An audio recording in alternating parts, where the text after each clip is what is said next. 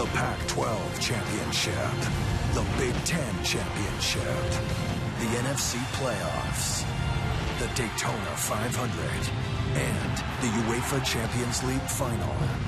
The world's biggest events are on Fox Sports. We are Fox Sports! Welcome to the Chevrolet World Series pregame show on Fox. In Game 2 of the World Series, we witnessed yet another reason why these games are called the Fall Classic. After gutsy performances from both starting pitchers, the game was deadlocked in a scoreless tie until an all-too-familiar showdown. So for the second night in a row, it will be Alan Craig and Alexio Gondo with the game on the line. Swing and a line drive base hit. The Cardinals are on the board. There's another RBI pinch hit for Craig. Hanging on to the slimmest of margins, the Cardinals were 3 outs away from a commanding 2-0 lead in the series. Kinsler with a huge stolen base for the Rangers. But the Texas Rangers showed the resilience that only champions possess. Elvis Andrus with the biggest hit of this series. An error on Pujols, and now it's second and third and nobody out for the Rangers. And in order to protect their precious lead, the Cardinals took the ball from their closer, and they paid the price dearly. Set fly by Josh Hamilton. That'll tie the ball game. Michael Young delivers. The Rangers lead 2-1. Tonight, this dramatic series shifts to the Lone Star State, with both teams only 3 wins away from the World Championship. Game 3 of the World Series is next on Fox. After 2 chilly nights in St. Louis, the World Series is now heating up in Texas.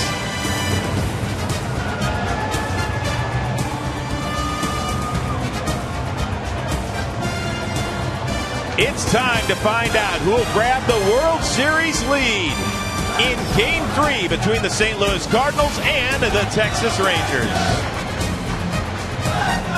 Hi, everybody, and welcome to Fox's continuing coverage of the 2011 World Series. Alongside Eric Karros and the White Sox World Championship catcher A.J. Przinsky, I am Chris Rose, and guys, I hope you have thawed out after our trip to St. Louis. This is the way baseball is supposed to be played. Guys in short sleeves, warm, a little sweat going. This is the way it is. Not cold like in St. Louis. And more importantly, able to order ice cream in the 5th inning. That's nice. We've gone from heaters to air conditioning. That's what we need. We also have the designated hitter in play for games 3, 4, and 5 for the Rangers. They'll go with their all-time hits leader, Michael Young. The Cardinals will use Lance Berkman, and Alan Craig will play out in right field. But bigger picture, what does the venue shift mean, EK? Well, it's huge for Texas. They had the second best home field record in all of baseball behind only Milwaukee. In their last 15 games here, they're 13-2 and absolutely have punished opposing starting pitching. ERA is 8.24. But more importantly, with the DH, now you turn the lineup over. Better pitches for the bottom of the lineup.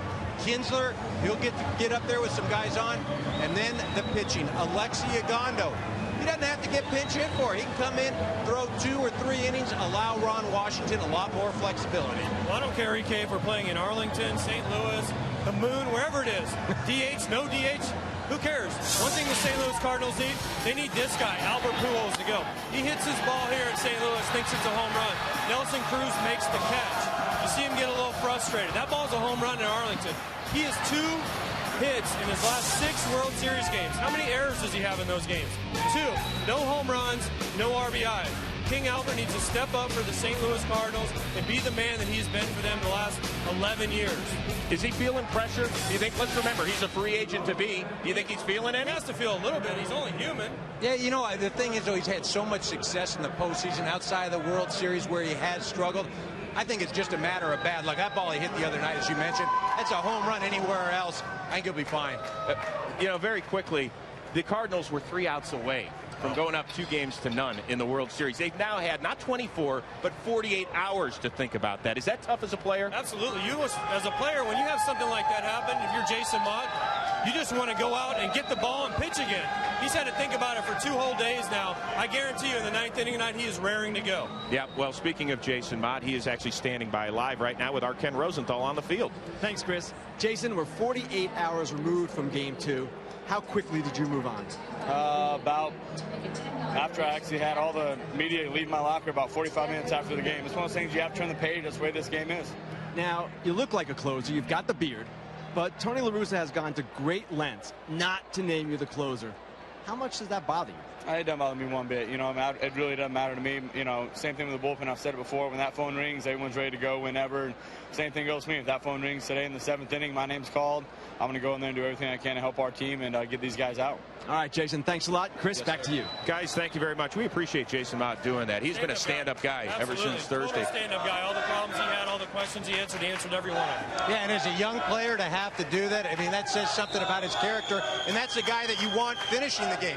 Nerves of steel, not afraid to stand up. And Tony La Russa told us, gets into a situation today in the 9th inning, Jason Mott's going to be there. How does he get his beard to do that, though? Like, he has the long goatee, and then he has, like, the nice trim beard. You obviously haven't learned. I know, but he doesn't. It's not equal. It's, like, separate. Ryan Wilson's just a big bush. This is, like, neatly trimmed, but then long here. I like it. That's what we're talking about in Game 3 of the World Series, is facial hair again. That's what it's come down to? Absolutely. That seems to be the cool thing. Hey, as a catcher, you want him with the ball, same situation tonight. Absolutely. Or are you worried about his psyche? He wants the ball. I promise you, his psyche's fine. He wants the ball in that situation. He wants to be brought in tonight with a lead. Like we just talked about, 48 hours ago, he was taken out, and he hadn't even blown the lead yet. Tony La Russa, leave him in. I know he's not your closer. I know you haven't named him the closer. You know better than I do, Tony, but if I'm a player on your team and he's a player on your team, he wants the ball, and you said you'll give it to him. Now just let him try and get 3 outs. Jason Mott's ready. The Cardinals are ready. The Rangers are ready. These fans are ready. I mean, it's exciting here playing the ballpark in Arlington. An awful lot of fun. We are now just a few minutes away from first pitch of Game 3 of the World Series, deep in the heart of Texas.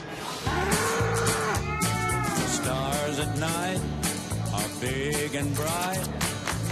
Deep in the heart of Texas, the prairie sky is wide and high. Deep in the heart of Texas.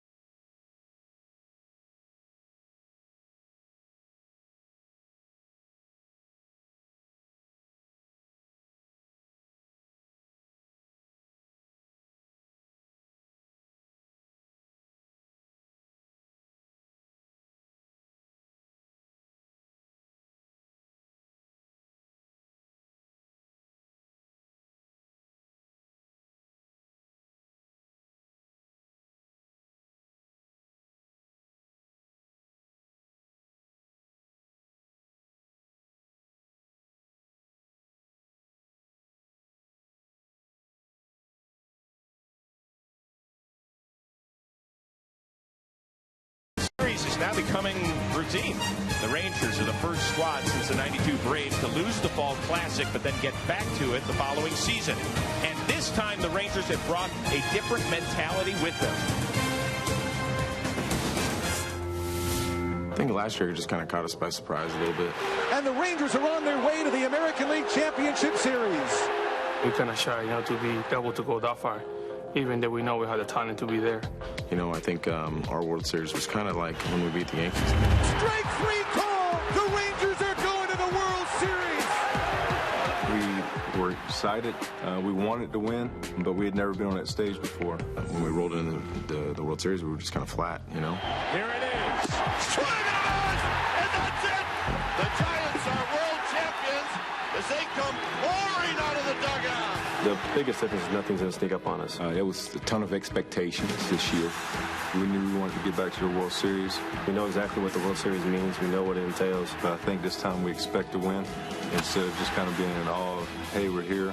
Let's just do what we can. Well, this year we got the attitude of let's get after it. Everybody's pumped. Everybody's ready. And, here we are again getting an opportunity to play to be the world champs. Guys, maybe the national pundits expected the Yankees or the Red Sox to be here, but 1 through 25 in that Rangers clubhouse, they believed. Well, they did believe, and I think they felt like they missed an opportunity last year. Happy to get there, but they didn't know what they didn't know. None of them had experienced the World Series. They didn't have a lot to draw on, and that's the difference. This year, they have something to draw on. They're not happy to be here. Nobody is just happy. They're here to win. They definitely have a different look in their eye. Speaking of eye, who are you keeping your vision on tonight for the Cardinals? Two guys for me tonight, Ryan Theriot and Rafael Furcal, the guy EK talked about before game one that has to produce. They basically have two leadoff hitters hitting ninth. Theriot hitting ninth, Furcal hitting leadoff. Those two guys have got to produce. They've got to get on base for Craig and Pujols, Holiday and Berkman. If they do that, cause disruption, steal some bases, put pressure on the Rangers, the Cardinals are going to look real good tonight. Well, you know, the warm weather is the most important thing because Josh Hamilton feels like his groin will be able to react better. He'll be able to get looser. He should be more productive. Look, historically in the World Series, Josh Hamilton has struggled. 2 for 27 lifetime, on base percentage of just over 100. He's got to come out. He's got to be that third place hitter. He has gone 65 at-bats. No home runs so far in this postseason. They need him to be effective. Time right now to focus on the starting pitching matchup here in Game 3. The Cardinals are going to go with their veteran right-hander Kyle Loesch. 298 regular season starts. Only the Cubs' Ted Lilly has more starts among active players without a playoff win. The Rangers go with their hard-throwing left-hander Matt Harrison.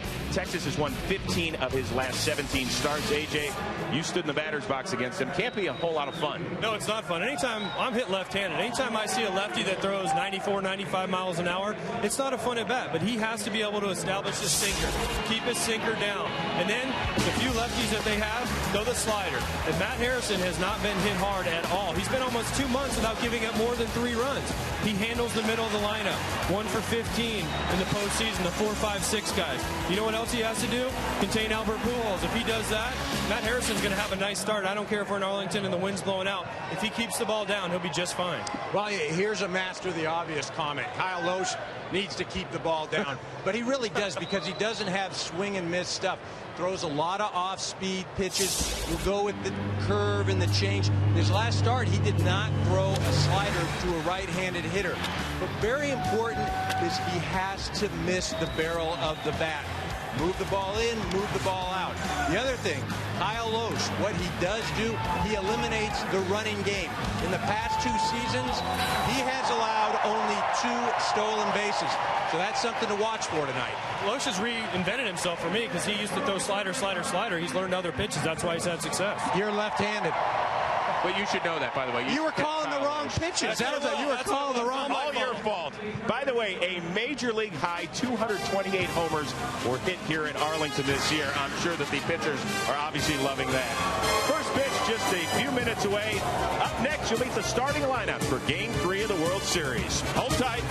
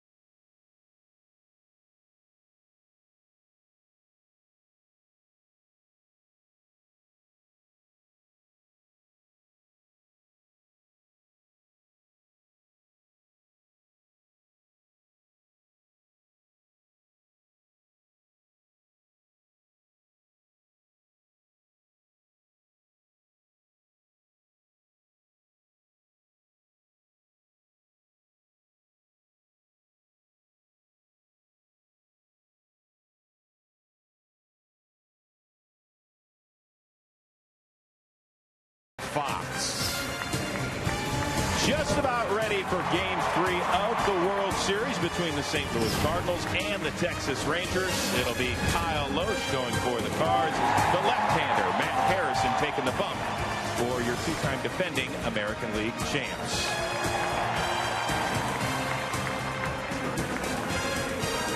Series tied at 1 as we have now moved from St. Louis to Arlington for Game 3 of the World Series, just like last year. But unlike last year, the Rangers have it tied at 1.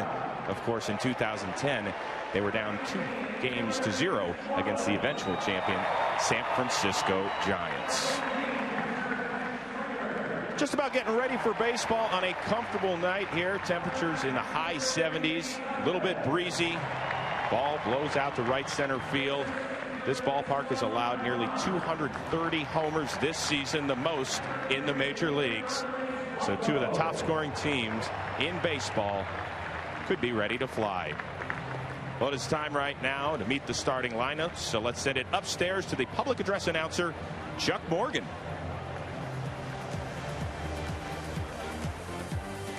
And now, ladies and gentlemen, the starting lineup for the 2011 National League champion St. Louis Cardinals. The manager of the St. Louis Cardinals, number 10, Tony La Russa.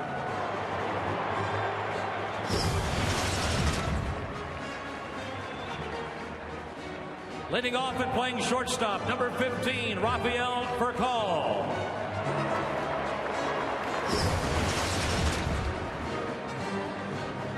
Batting second and playing right field, number 21, Alan Craig.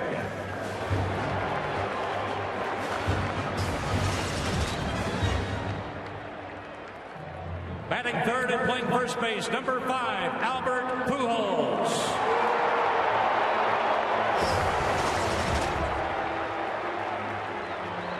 Batting fourth and playing left field, number 7, Matt Holliday.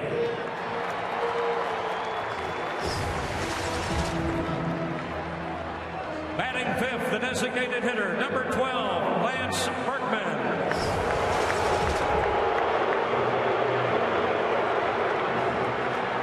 Batting sixth and playing third base, number 23, David Freese.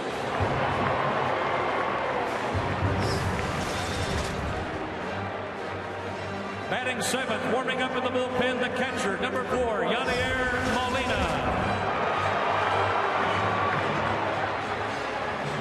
Batting eighth and playing center field, number 19, John Jay.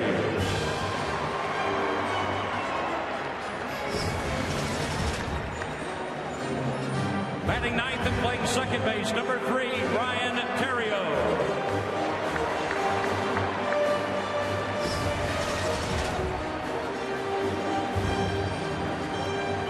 And tonight's starting pitcher for the St. Louis Cardinals, warming up in the bullpen, number 26, Kyle Loesch.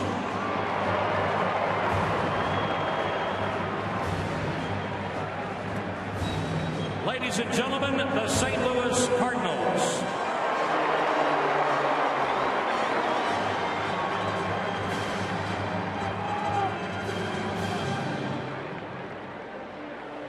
And now, the starting lineup for the 2011 American League champion, Texas Rangers.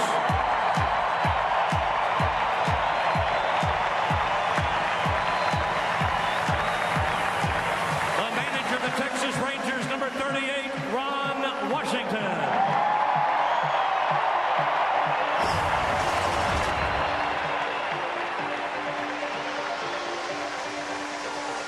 Leading off and playing second base, number 5, Ian Kinsler.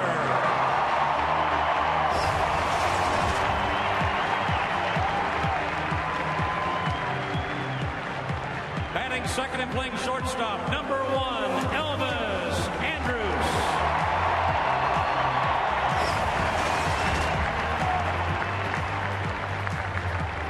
Batting third and playing center field, number 32, Josh Hamilton.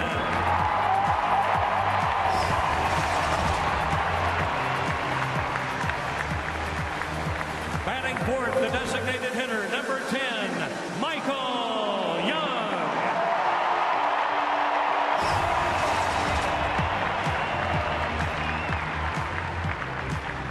fifth and playing third base, number 29, Adrian Beltre.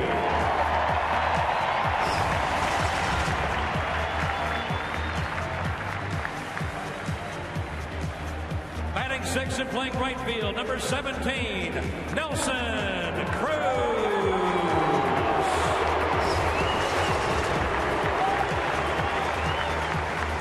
Batting seventh and playing first base, number 25, Mike Napoli.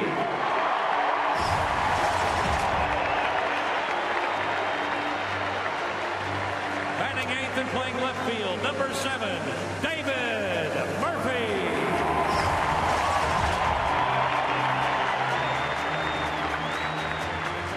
Batting ninth, warming up in the bullpen, the catcher, number 8, Yorbit Toriyama.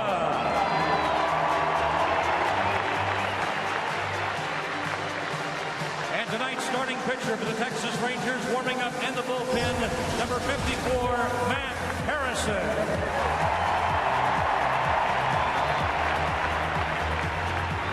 Ladies and gentlemen, the 2011 American League champion, Texas Rangers.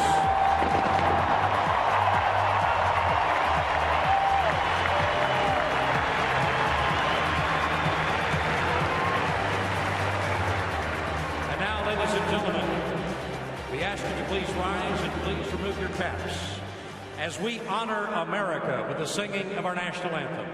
Performed tonight by longtime member of the Grammy Award-winning duo Brooks and Dunn, Texas-born country recording artist Ronnie Dunn.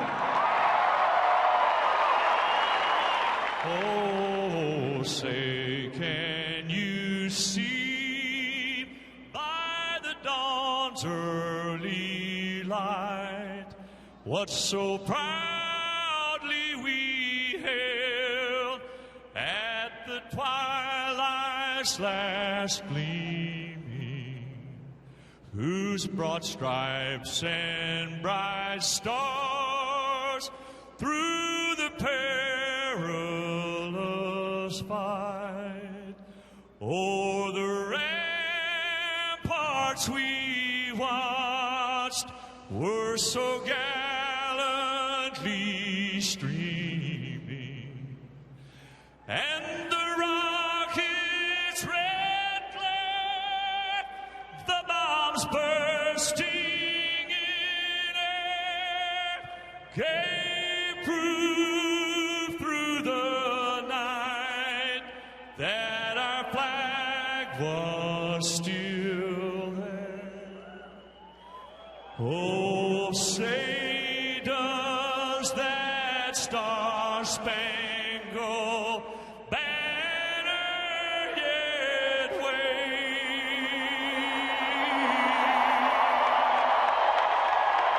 o'er the land of the free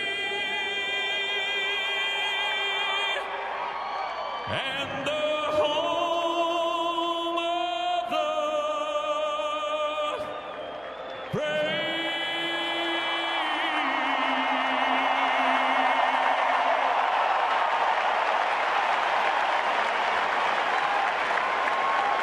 For the second straight year, Game 3.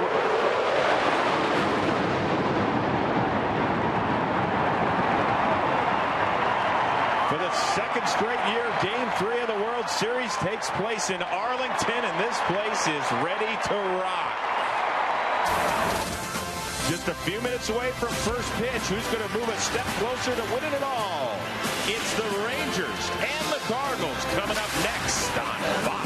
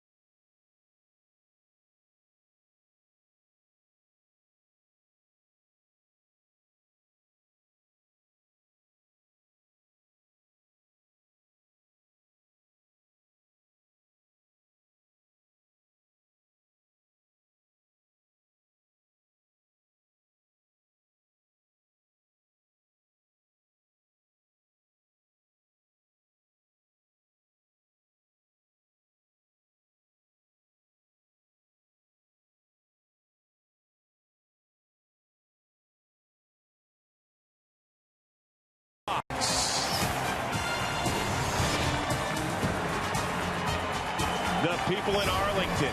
They are ready to witness Game 3 between the Cardinals and the Rangers. Right now, let's send it upstairs to the broadcast booth and say, hello, Joe Buck. Hello, Chris Rose, and hello, everybody out there, and welcome to Game 3 of this 2011 World Series. Well, we are now in Texas after 2 thrilling games in St. Louis. They were one-run affairs. The Rangers coming back, getting 2 runs in the 9th inning to take game number 2. And what we saw was a lot of good small ball. We saw good pitching, timely hitting, great defense, a huge stolen base by Ian Kinsler that set it all up in the 9th inning. And now Tim McCarver, here we are in a different type atmosphere, a much different ballpark, and we should see very different ball games. Yeah, there's no question that pitching and defense rule in St. Louis, but we all would be very surprised if that trend continued down here in Arlington in this hitter's paradise. More runs per game than any other major league park, more home runs per game than any other major league park. But keep in mind, right field and right center field, that's where the ball really takes off. Easily reachable for the Ranger hitters and the Cardinal hitters with the likes of Holliday, Pujols, Craig, and Freese. Yeah, and now we're down to the 3-4 starters the next 2 games. Tonight it's Matt Harrison, the left-hander, taking on Kyle Loesch. We're ready to go. Glad you're with us.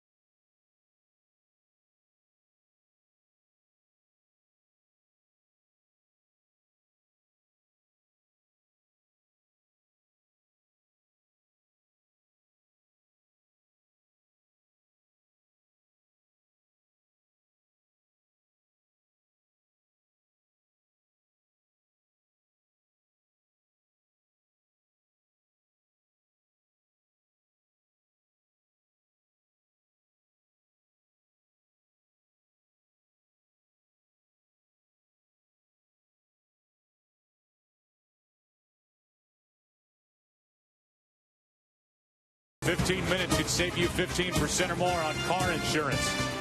And by DirecTV, if you call yourself a sports fan, you got to get DirecTV. They're all fired up down here in Arlington, Texas. It's mostly cloudy. Yeah, we may get some rain later, but let's just hope we don't. 81 degrees, and there is Matt Harrison, the man in the middle. heading to work, and he last worked Game 4 of the ALCS. That's a while ago on the 12th. And here he is pitching on the 22nd. And the Cardinals will come to the plate. Tonight's opening pitch will be brought to you by Budweiser. Great times are waiting. Grab some buds.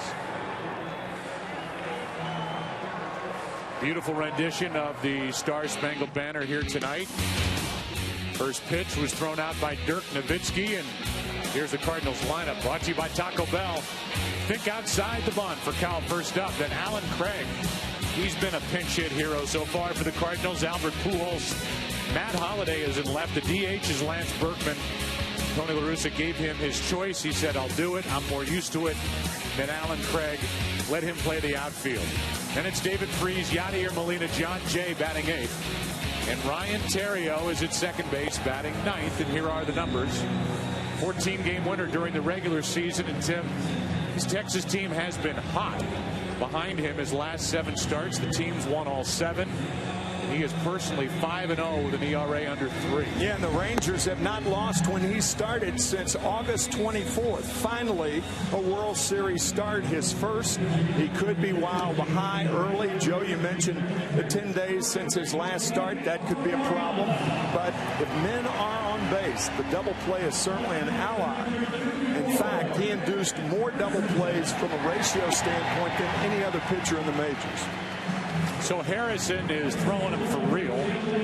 Dirk Nowitzki, who is an NBA champion and in the middle of a work stoppage, was applauded loudly. They love him. The Dallas Mavericks beat the Heat. And Nowitzki said, I don't have a curveball or a knuckleball or a changeup.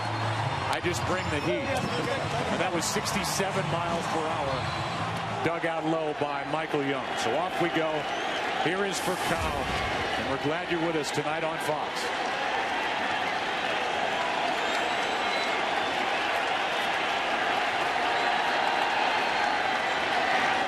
Strike one. For Cal, 1 for 7. Switch hitting shortstop. Hit the ball hard a couple of times back in St. Louis, and he pops this one up. It will get out of play for strike 2. Home plate umpire is Alfonso Marquez. With Ron Kolpa at first, Ted Barrett at second, Gary Cederstrom at third. Jerry Lane is down the left field line. He's the crew chief. And Greg Gibson, who worked the plate in Game 2 in St. Louis, is in right.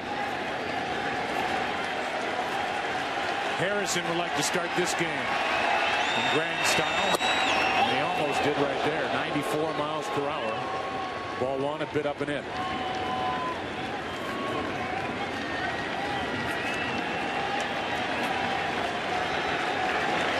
Two and 2. You're down to the number 3 starters, and it is a flip-flop for Ron Washington. Derek Holland was the Game 3 man on the mound and was in front of Harrison in the rotation the first 2 rounds. And he gets the ball tonight, 1 out. And it will bring in Alan Craig, who not only is the first player with 2 pinch hit go-ahead RBIs the same series in World Series history, but against the same pitcher, Tim, and on just about the exact same pitch. On the same location, runners on at first and third both times. David Freese was the runner on at third both times.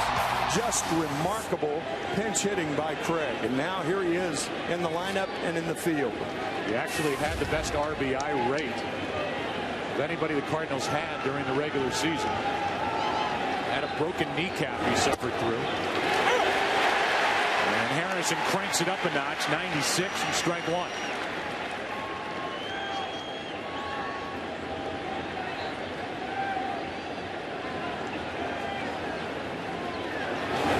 That is a rocket into left. At the wall, it is out of here, and a home run for Alan Craig. And he is 3 for 3 in this World Series, and he's made them all count.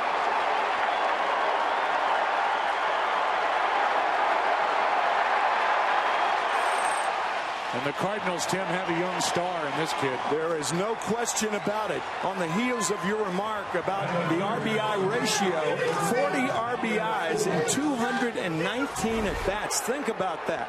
And does he ever launch this middle-of-the-plate fastball? My goodness. Wearing Kurt Flood's old number.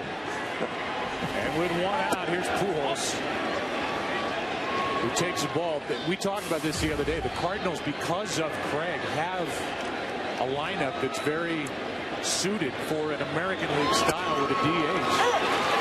And some teams struggle with that. The Cardinals will not here in Texas. Yeah, that often happens for National League clubs because their lineup and their roster is not designed for DHs. The count is 2-1. Get used to that home run ball, folks, because I think you're going to see a lot of that in these 3 games. That's left side, and Beltre spins. Got it, 2 out. The Cardinals have gone 248 World Series plate appearances between home runs. Pujols game 1 at Detroit in 06.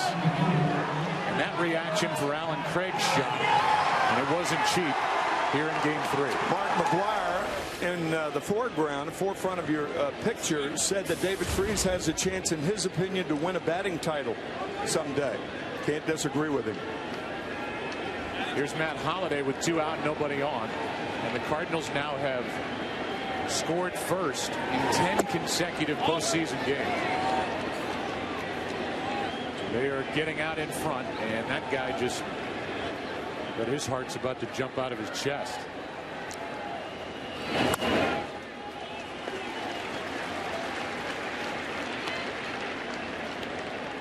Yeah, I said David Freese. I think Alan Craig and David Freese, from Mark's opinion, could vie for a batting title someday. Ryan Theriot gets the start tonight at second, and Harrison starts and stops.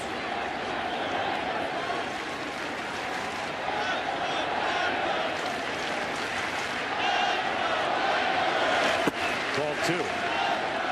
Alan Craig told you before tonight's game that even as a kid, his stroke as a right-handed batter was up the middle and the other way. That he actually had to try to pull the ball. You're right. There's one the other way, and Holliday is on with 2 out.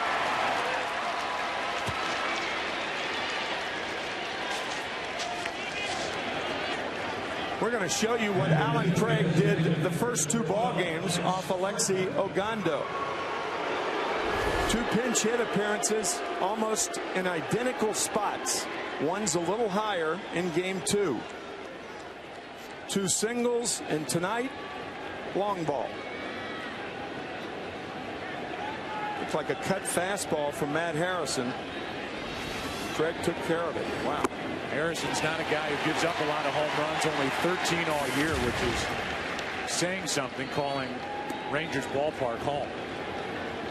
Lance Berkman, strike 1. He's played a lot in this park because of interleague play with the Astros and Rangers getting together every year. And here he is a .291 hitter in 36 games with 7 home runs. The DH tonight.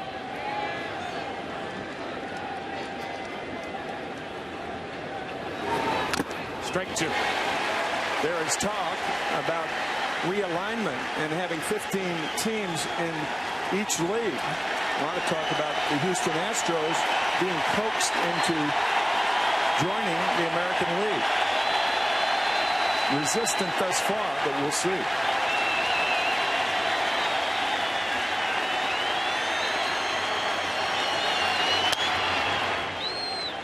After a high hard one, Berkman 94, and it's still 1-2.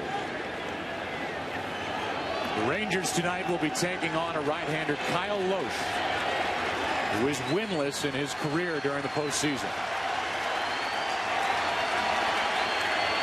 And this game will not end 1-0. I don't think so. Into center, and Hamilton drifts back to grab it. La Russa likes somebody that can provide damage in the number 2 spot in his lineup. Alan Craig, damage. 1-0.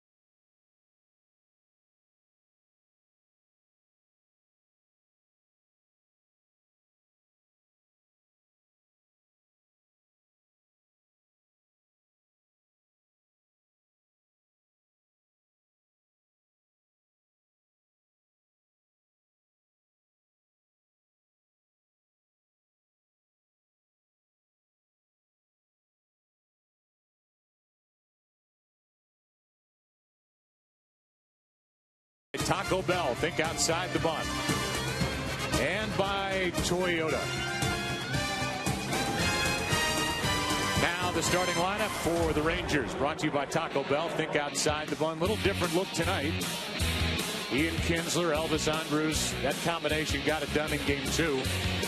Then Hamilton, Michael Young, Beltre, Nelson Cruz. But Napoli's playing first. David Murphy back in left. Ravit Torrealba does the catching, and he bats 9th. Here's Kyle Loesch. 14-8 on the season. As AJ and Eric Karros were talking about in the pregame, he is not a hard thrower. He throws a two-seam fastball, good curveball, and a change. Kinsler's really the one that got it done in the 9th inning against Jason Mott in game 2.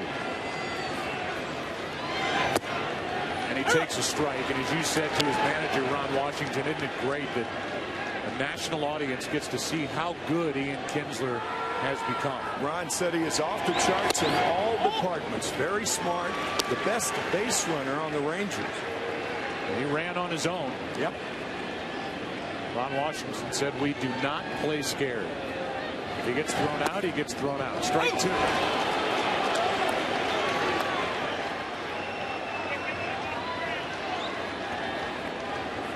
Kinsler 4 for 7 already in this World Series. In the postseason, hitting .319.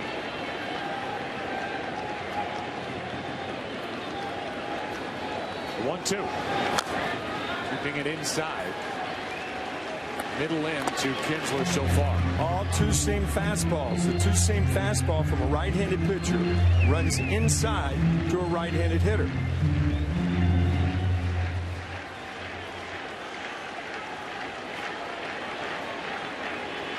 Away.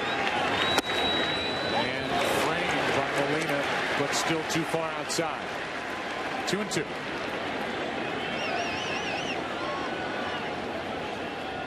Rangers during this postseason are averaging over 6.5 runs per game here at home. And Loesch's night starts with a strikeout as we learn more about this 33-year-old right-hander. After 4 fastballs, a changeup. That's his out pitch.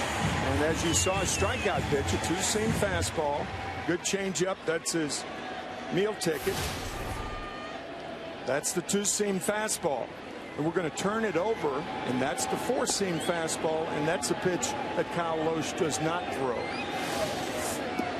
And I don't know whose hand that was, but that's a man who takes care of his nails. Not going to lie to you. Here's Andrus, who takes a strike. After having them hammered for 21 years, you're deserving. You learn to do that. Guys wearing the same tie as you. That's outside.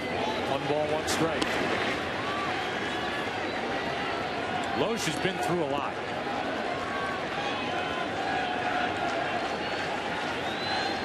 Here's a 1-1.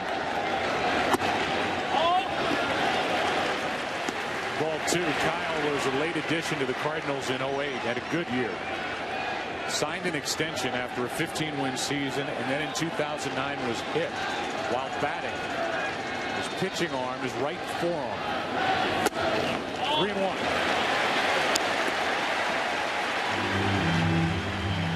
And he never was able to bounce back until he had basically radical surgery that hadn't been done on a big league pitcher to relieve pressure in that pitching arm. 4 count. So when you look at his arm, at some point we'll get a shot. You can see that big tattoo he's got running up and down the inside of his forearm. He's got a scar you can't believe. That's strike 3. And back-to-back strikeouts start the night. Elvis does not agree. Loesch with the tailing fastball just on the corner. Elvis didn't think so.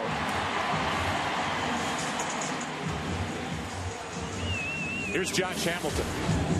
Just to finish on Loesch, they basically cut his forearm open and laid the entire flap of his skin open, and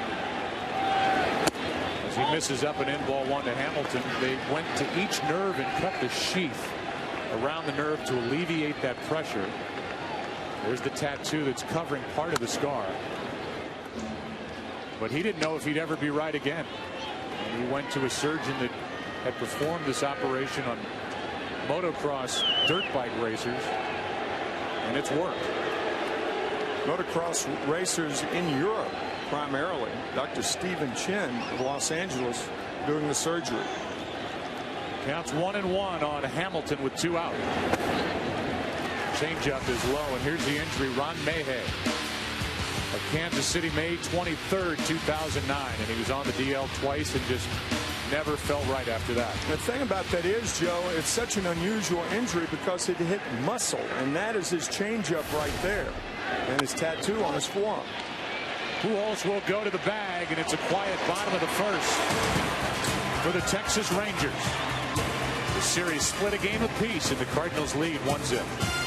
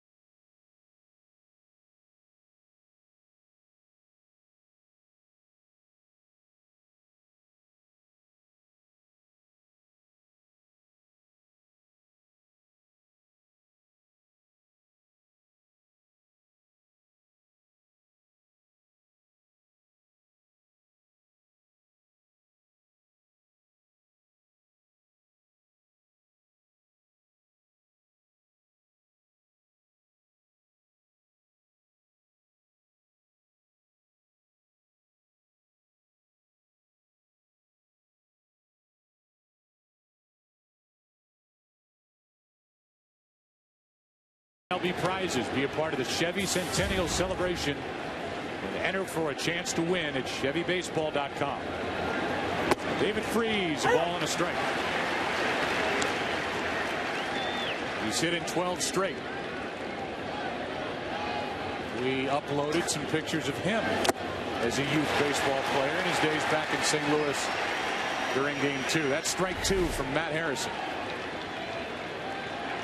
Just to look at Matt Harrison's eyes, they're much calmer than they were when he faced the Detroit Tigers. A lot more comfortable. Remember how the eyes were bulging and wide and big naturally. Not on the postseason roster last year, and that one gets away, full count. Thought they might add him last year. He did to the bullpen. It didn't happen.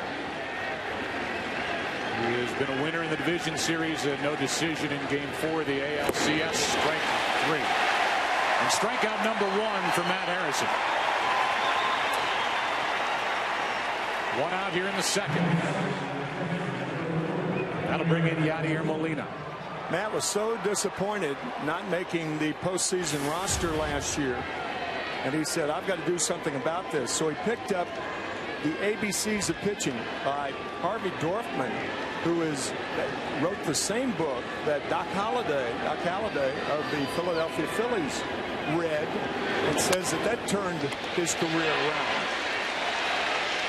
Beltre takes care of Molina, 2 out.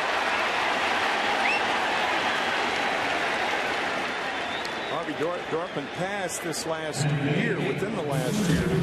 Matt Harrison said reading that book helped him so much and calmed him down from what he was a year ago.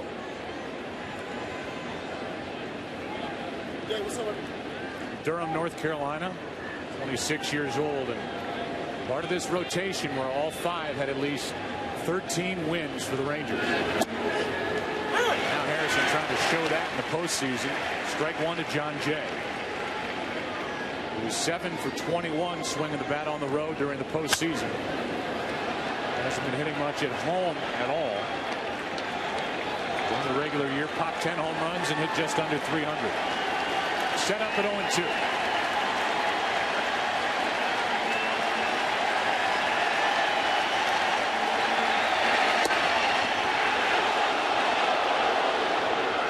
Just outside, ball 1.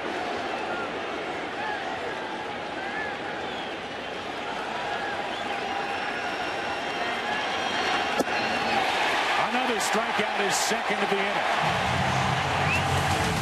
Harrison gets through to 6, 7, 8 hitters. Now the Rangers come up down by 1.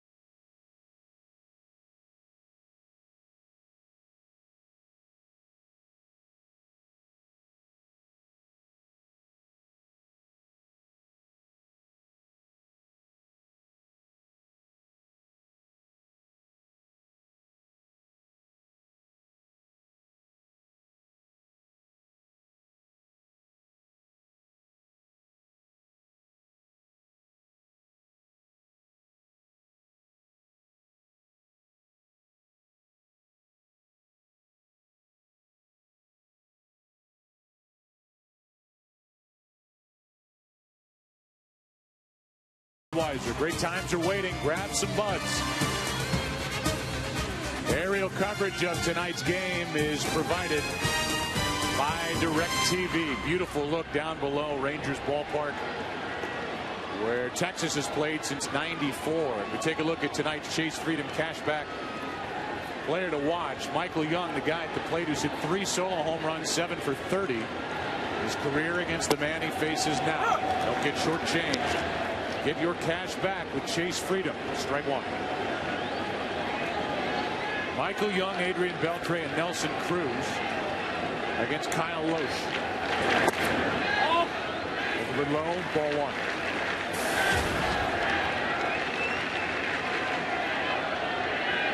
Not much hitting anywhere.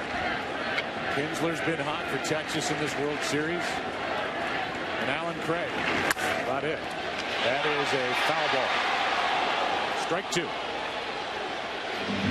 Jeff Bradley of the Newark Star Ledger wrote a great article about a week ago about the comparison of Derek Jeter and Michael Young. Check this out. That's an average season during the course of the career. I had no idea before that article. And they play the game the right way, and they're great representatives of these two franchises. That one rides inside 2-2. Yeah, that's something you couldn't see on that graphic, but it's absolutely true. Young is probably known as, well, he is the ultimate team player in Major League Baseball. He has played third, second, short, first, DH throughout it all, and that's what he's done over the last 5 games. He has always hit. A batting title, and had a career high at .338 this year.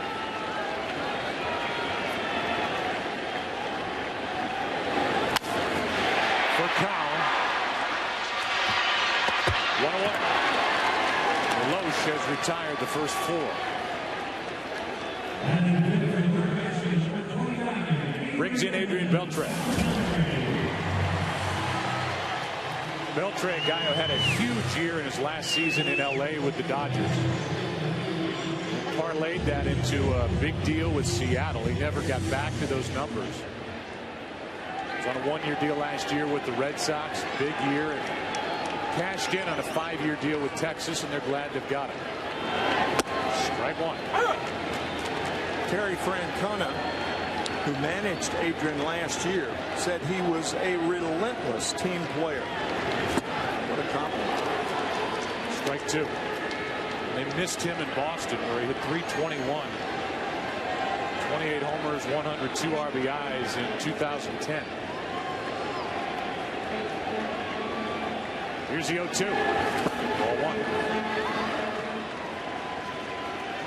Aren't too many pitchers around who finish off right-handed hitters as right-handed pitchers with a changeup any more than Kyle Loesch. It's almost a power change because he doesn't throw that hard once again.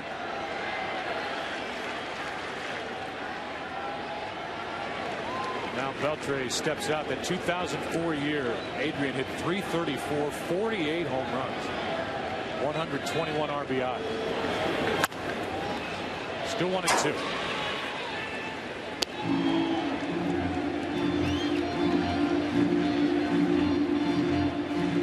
It's been 2 strikeouts, 2 groundouts. For the guy that Chris Carpenter watches on his side day when he throws between starts to make sure Loesch isn't tipping pitches. There's the first hit of the night for the Rangers. Base hit to right by Adrian Beltre. 1 on, 1 out.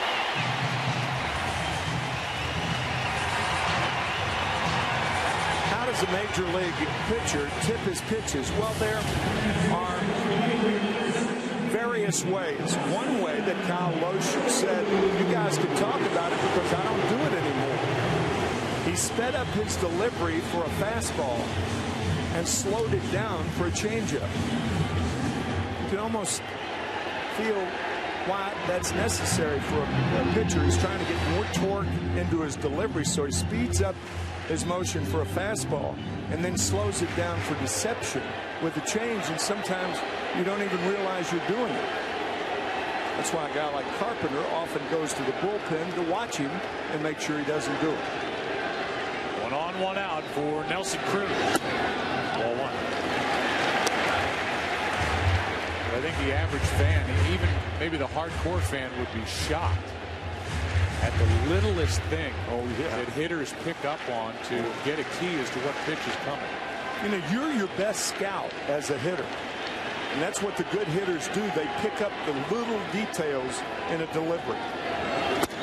Any edge. 2-0.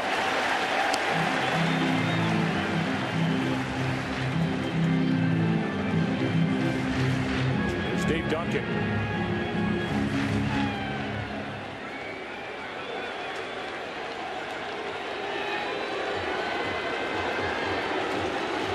Here is a 2-0 pitch.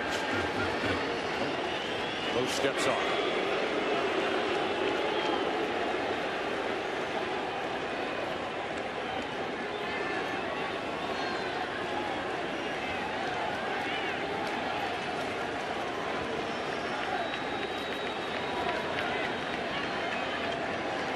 Here it comes to Cruz. He pulled the string on 2-0. Good pitch, 2-1.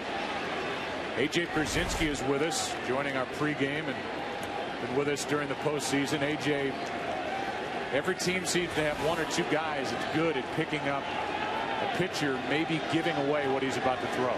Absolutely. We have a guy named Mike Gellinger. He's like our assistant hitting coach, and he's the best I've ever seen. He always finds stuff on pitchers, whether you're talking about Loesch with the faster, slower motion. There's guys that move their glove. Sometimes they go higher or lower. Sometimes it's closer to their body. And Edwin Jackson, the starter for the Cardinals tomorrow, we used to have all his pitches from his eyes. Did you tell Edwin that? He knows. As soon as we traded for him, he knows. Trust me. 1 on, 1 out. 2 balls, 2 strikes. It was 2-0.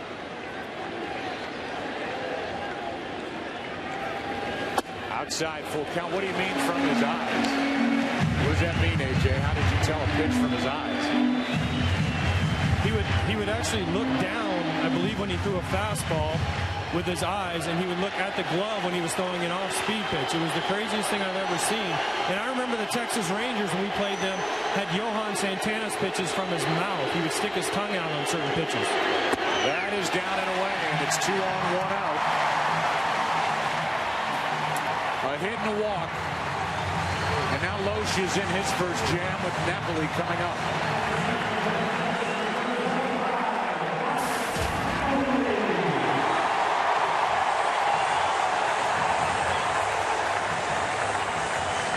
Napoli during the postseason has lit up with runners in scoring position, hitting .364.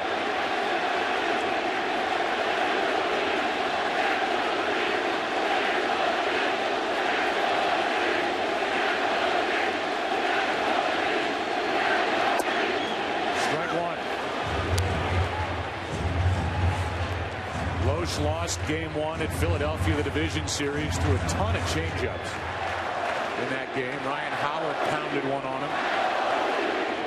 Lost game 4 of the NLCS, 4-2 against Milwaukee.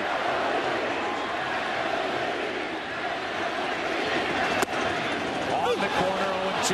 Pinpoint control with the fastball, and then the slider. Right on the corner.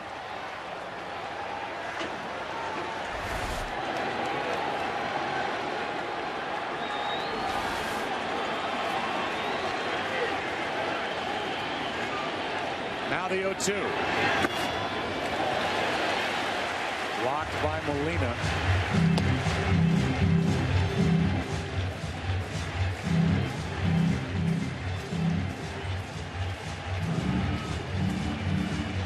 On deck is David Murphy. Napoli batting in that 7 spot. It's hit 7 home runs in this postseason. 2-2. 6 by Nelson Cruz, and then Napoli went deep, hitting 7th in game 1. Kyle Loesch is the type pitcher that's going to throw a lot of pitches. The reason for that, he cannot throw a middle of the plate fastball like Matt Harrison can, or like a lot of major league pitchers can when they break 94, 95 miles an hour. Loesch simply does not have that fast a fastball.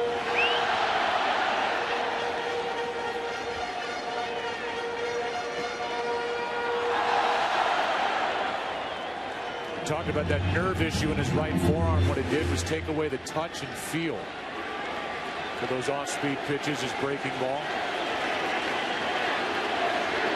Here is his 2-2.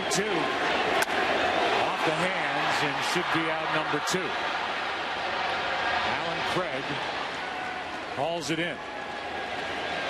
The batter will be David Murphy.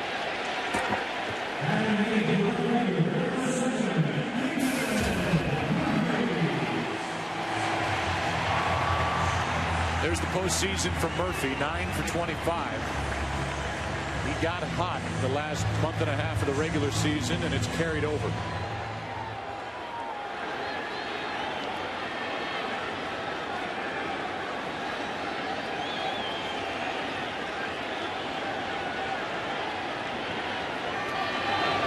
Ball 1. They remember the Yankee teams of the late 90s, managed by Joe Torre. Remember Scott Brocious in that 8th hole a lot. Drove over 100 runs in a couple of years. There's Joe. David Murphy has that type of presence as the number 8 hole hitter for the Rangers. Kind of looks like it. Does a little bit. Scott Brocious enjoying retirement, I believe, in McMinnville, Oregon. That's not where he's from. I would imagine I would hear from it from the good folks in McMinnville. Here is a 1-1 to Murphy. 2 on, 2 out. Pujols gets the short hop and goes to the bat. Loesch allowed a hit, a walk, 2 stranded. And who's coming up for St. Louis? Terrio for Cal. And then that man, Alan Craig. 3 hits, 3 RBIs, including that in the first. 1-0 Cardinals.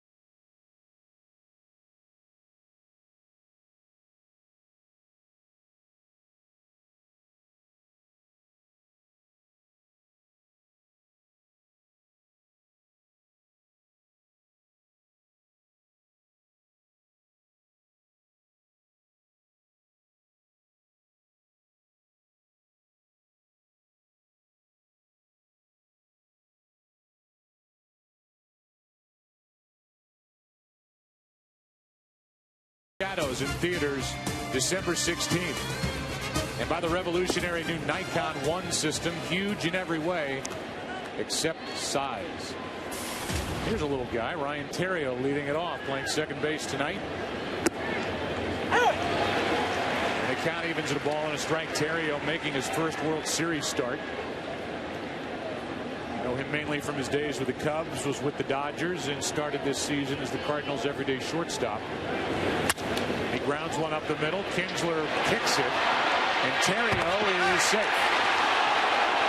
That should be an error, and if it is, it's his second. Ian made an error on a ball hit by Lance Berkman. Gene Mott used to say, when you go to your right as an infielder, make sure you feel the ball in the web. It's the softest part of the glove. Ball comes up, pops him in the heel. Error, Kinsler. And clearly safe was Theriot to start the inning. Made only 11 during the regular season. That's his second of the series. Here's for Call. Interesting dynamic that the Cardinals had Theriot at short. Had a rough year defensively first half. Cardinals added for Call, and Theriot's play has really improved. Played some second base. Came up with some big hits. He's on to start this third inning as for Call fouls away strike one. Looked like Furcal was nodding to third base coach Jose Oquendo. Maybe Oquendo flashed the bunt sign. Slide step, quick pitch by Harrison. Ball one.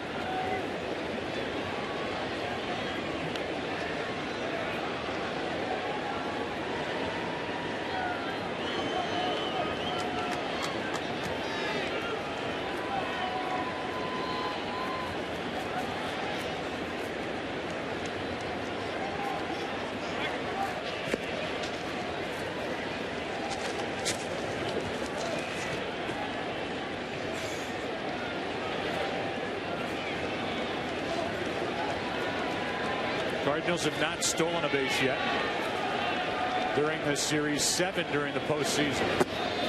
Theriot stole 4. He was caught 6 times during the regular season. Alan Craig on deck.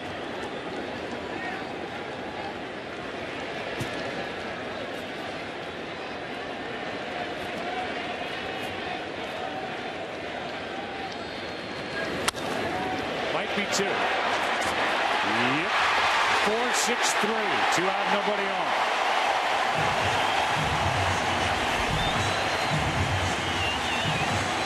The last time that Kinsler made an error, he and Elvis Andrus turned in one of the finest double plays you will ever see in the 4th inning of Game 2. More conventional this time around. That shouldn't be a surprise. As you said, Harrison induced the most double play groundouts in the major leagues, and the Cardinals set a league record by grounding into 169 double plays.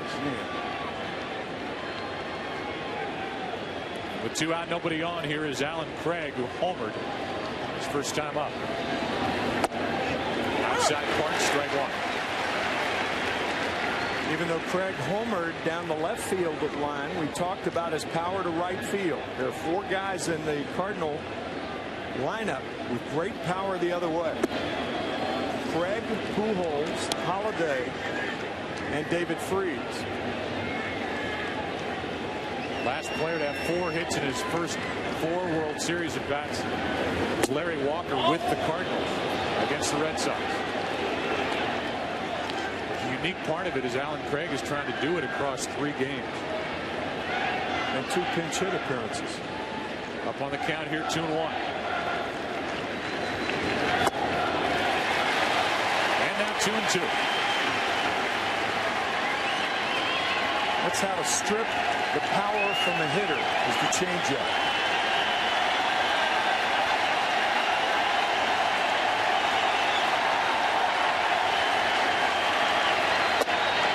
Got him on the inside corner. Strikeout number 3. Out number 3. Bottom of inning number 3. 1-0. Cardinals on top.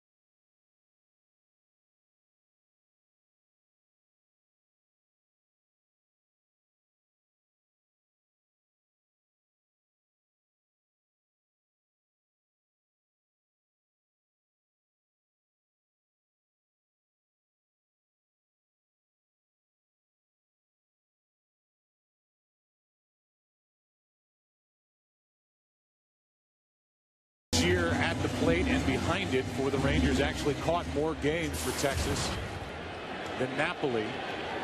Will lead it off, batting ninth. He's 4 for 13 this postseason. 273 during the regular year, 7 home runs.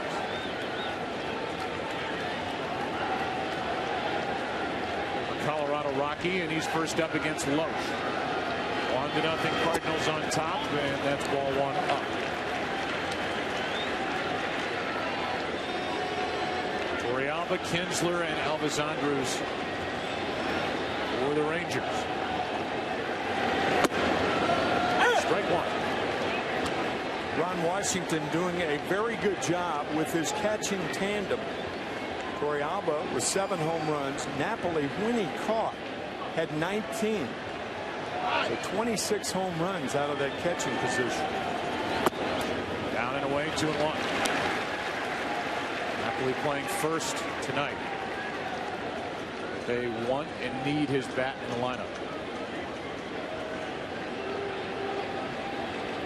Here's a 2-1. Reaching for it. That's into the corner. It is foul.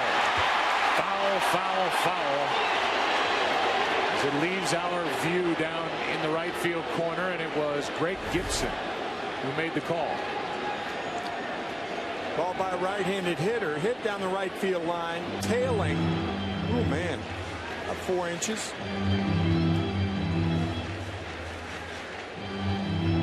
So instead of a leadoff double, Torrealba,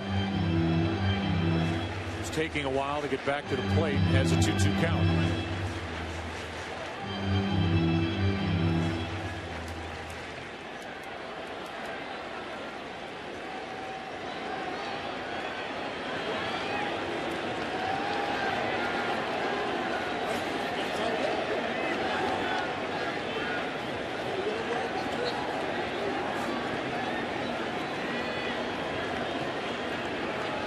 Now the 2-2. And a string puller from Kyle Loesch. A changeup and strikeout number 3. Our Get to a Better State recap brought to you by State Farm for auto, home, life, and banking. Get to a better state. And that trip, 90 feet from Ian Kinsler, the stolen base, really led Texas to the victory in game 2. Yeah, both 90 feet dashes, one by Kinsler and the second one by Elvis Andrus. Kinsler and Andrus dominating the 4th and 5th innings defensively in game 2, and then the offensive part of it in the 9th. And I know the circumstances are different, but it made me think of Dave Roberts and that big steal in game 4 of the ALCS with the Yankees and the Red Sox.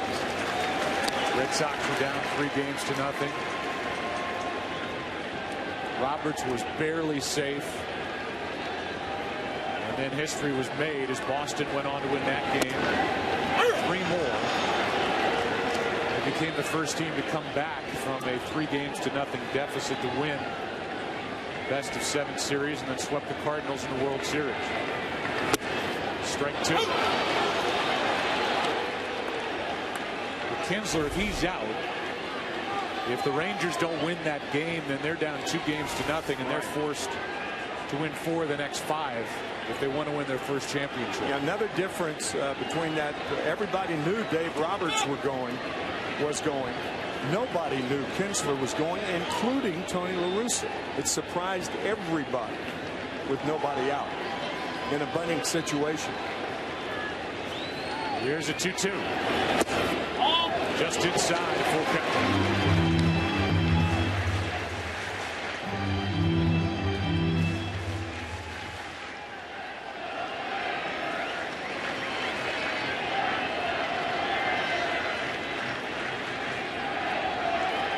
Steps off.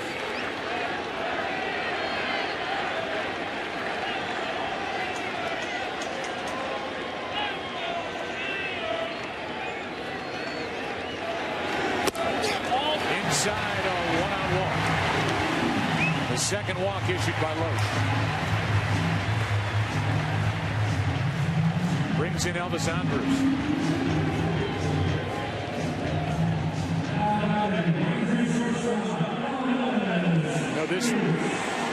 World Series as Molina goes out to talk to Loesch has a little bit different feel than we're used to, because the Cardinals and the Rangers have only met one time, and that was back in 2004.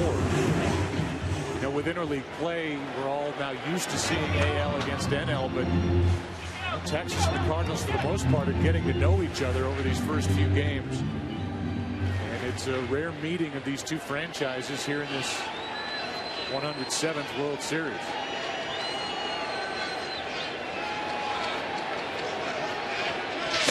Kyle Loesch has allowed only 2 stolen bases. Think about that. 2 stolen bases in the last 2 years. So that with Yadier Molina behind the plate and a quick move home, remote. I don't think Kinsler's going to try him unless it's the front part of a hit and run. You can hear Kinsler appeal to the first base umpire, Ron Kulpa, saying that's a balk. No balk was called. I think Ian is thinking when that left leg collapses, that's the old Don Drysdale move to first base. It was a balk. Because often the base runner at first base will watch that left leg, and when it goes toward home, he's committed to going home. If he collapses that left leg just a bit and then comes to first, technically it's a balk. You see him move that left foot around, and that's why Kinsler questioned first base umpire Ron Kulpa.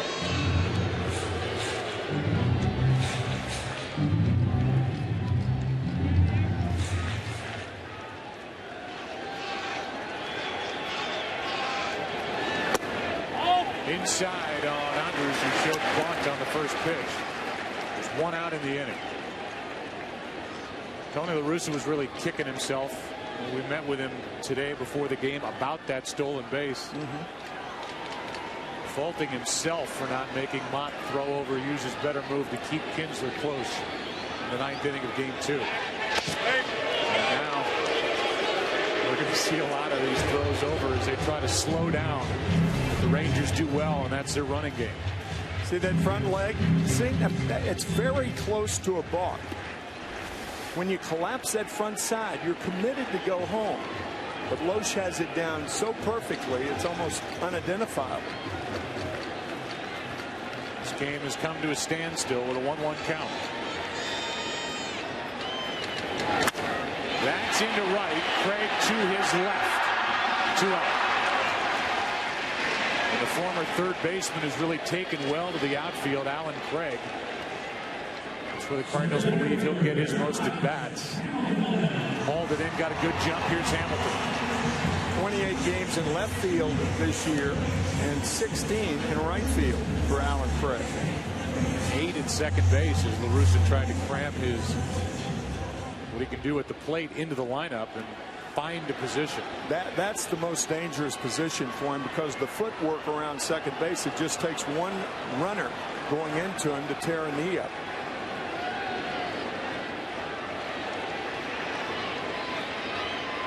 Hamilton 0 for 8 in this World Series. Foul. 2 for 28 over the last 2 World Series. This was a Texas team that last year during the World Series scored a total of 12 runs in 5 games, because they were just shut down by the Giants. As a group, Ron Washington's team hit only 190. Get the feeling that that Giant starting rotation is going to shut down teams for the next 7 or 8 years. Lincecum, Kane, Bumgarner.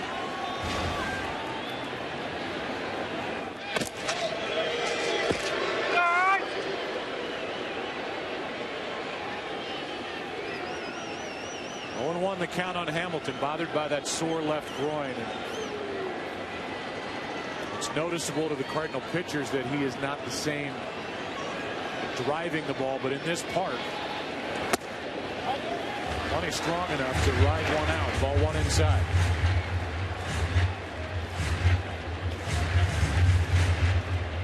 Even though the bat's in your hand or hands, it's tough to hit without your legs.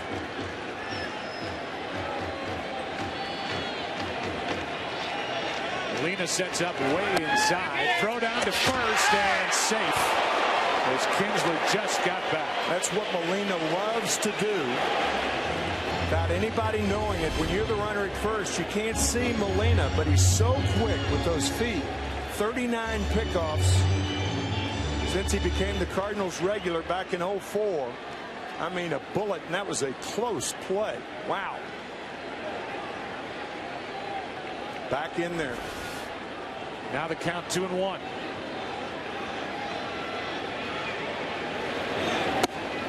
Three and one with Michael Young on deck.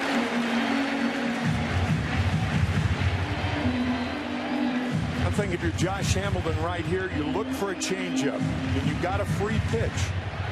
If you foul it off, if you swing through it, I don't think he's going to throw in a fastball.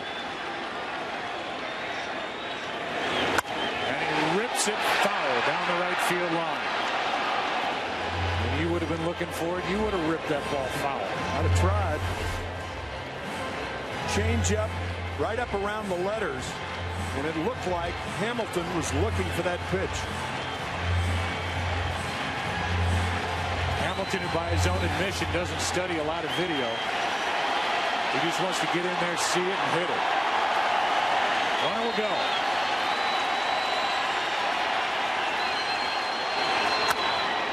Another foul.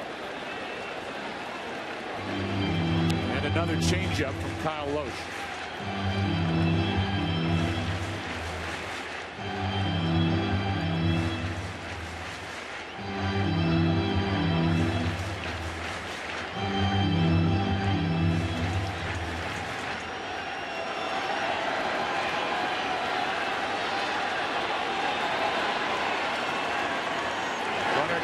And Hamilton hits it to Pujols, and the inning is over. A walk, a man left. Rangers have left three. We've played three. And as we go to the fourth, with Pujols, Holiday, Berkman coming up, the visitors, the Cardinals, lead by one.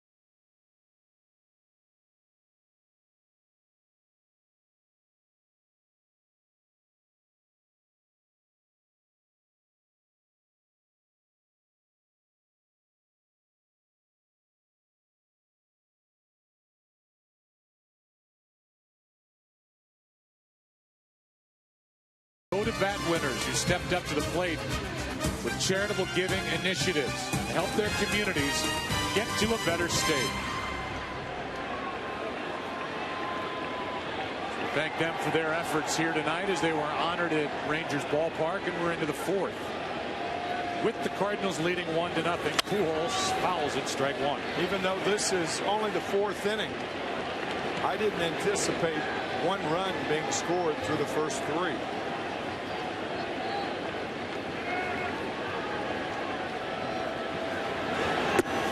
Ball one.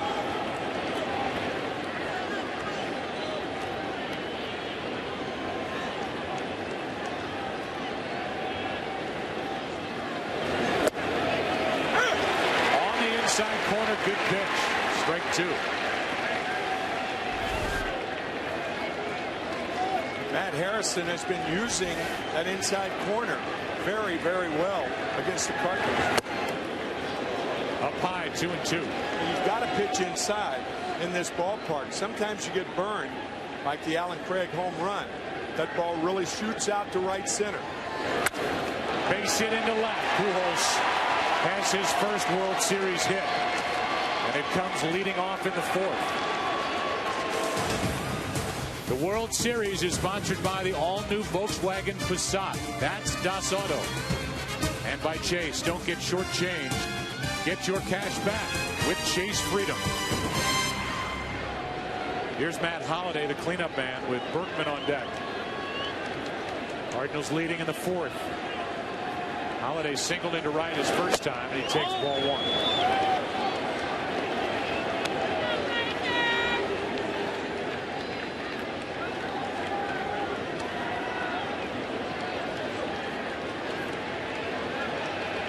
It's the 19th hit of the postseason for Pujols. His first of this series. Now Torrealba going to go hand deliver the baseball to Matt Harrison. Talk about all the records that Pujols holds, not only catching Lou Gehrig and Babe Ruth, but surpassing them. Leads all active players with 2,073 hits over his 11 years. That's an average of 188 hits a year for 11 years. For a power guy. For a power hitter, right. Staggering. Three-time MVP. Free agent to be.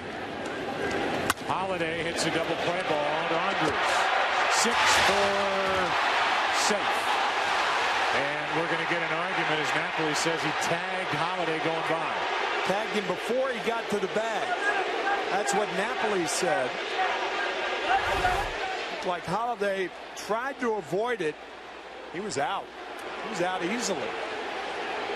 Almost by a full stride. Oh. Napoli, of course, a catcher, and when he came down on the left shoulder, Matt Holliday knocked him to the ground. No error. It was a routine throw, and it was no good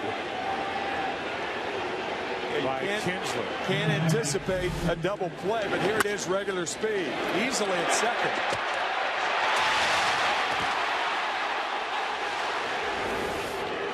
And then Holliday was slow to get up.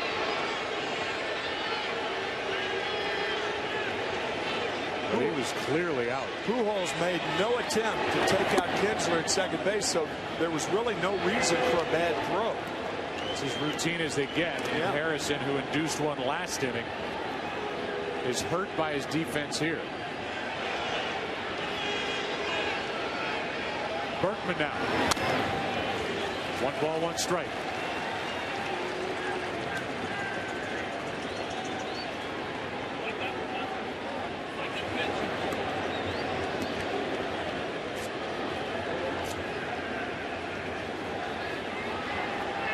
Harrison trying still to pitch around that leadoff hit. Now it's Holliday on. Berkman up and David Freese next. Over but low, ball 2.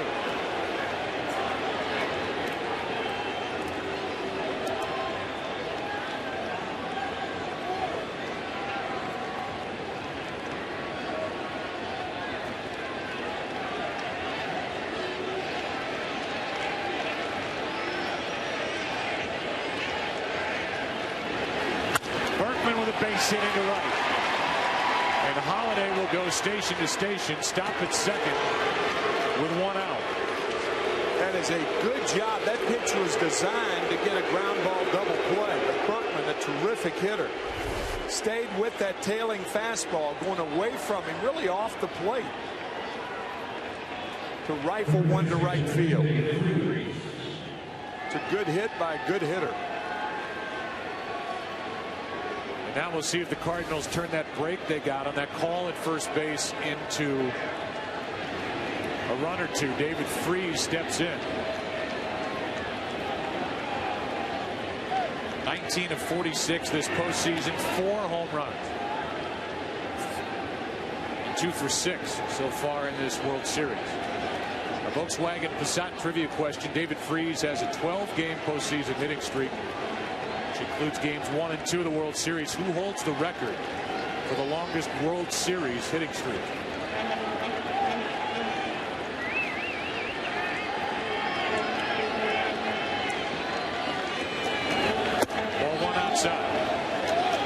So Freese trying to make it 13 straight this postseason. Holiday the lead runner, Berkman on at first. Haven't seen a lot of David Freese, but it looks to me like you have to impress him inside. Allow him to extend those arms. He could take you out to right field. That's outside. It's 2-0.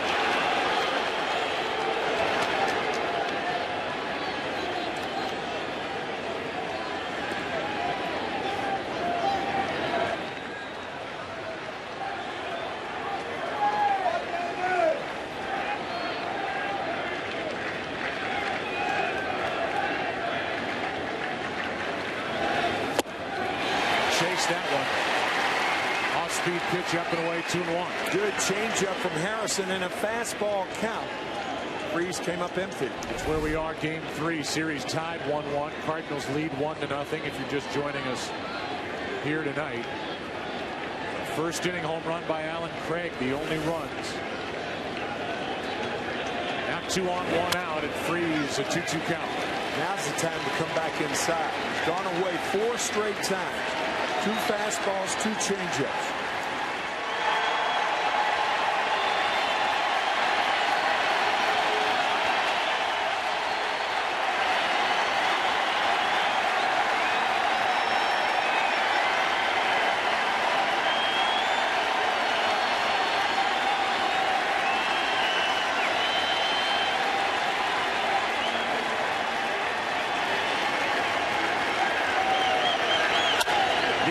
Way and fair. Down the right field line, Holiday will score. Berkman will dig to third, and they hold him late on an RBI double by David Freese. He's hit him 13 straight, and that call at first looms large now. It's 2-0. And also staying in the one spot on the plate. Harrison going away and away, misses. 2-0 pitch, fouled off. Fouled off. It goes away again. Base hit down the right field line. 5 straight pitches away, and Freese delivers.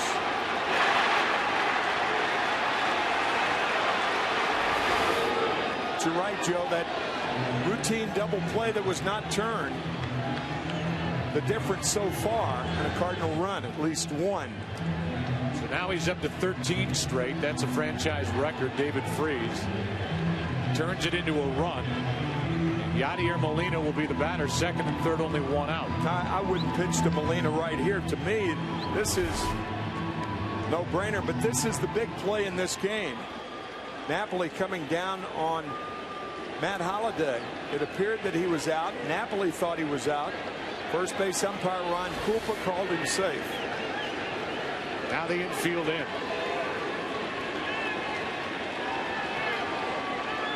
Yeah, I'm with you with regard to pitching to Molina.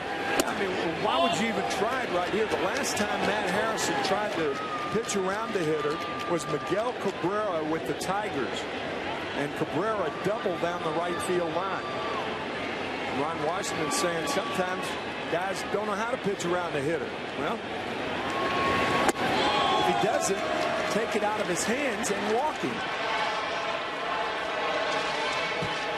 Now the count 2 balls and no strikes. There's no sense in messing with him right here. And now they are going to put him on. This will load him up and bring in John Jay, who's been struggling.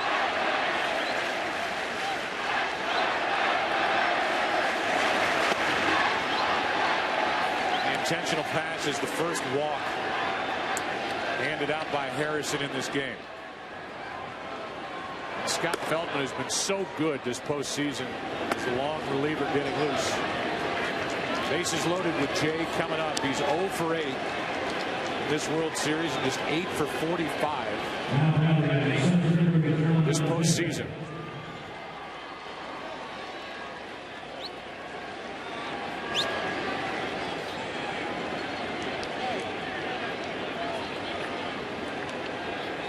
Big spot for St. Louis and for the young center fielder. And for Matt Harrison, who's trying to get another double play ball. Backed up on the infield looking for it. Strike one, late swing.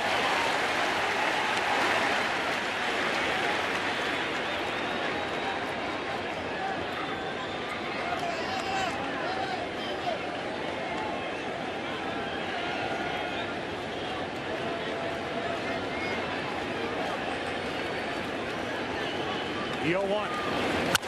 Slow roller. Napoli will come home, and it's a bad throw.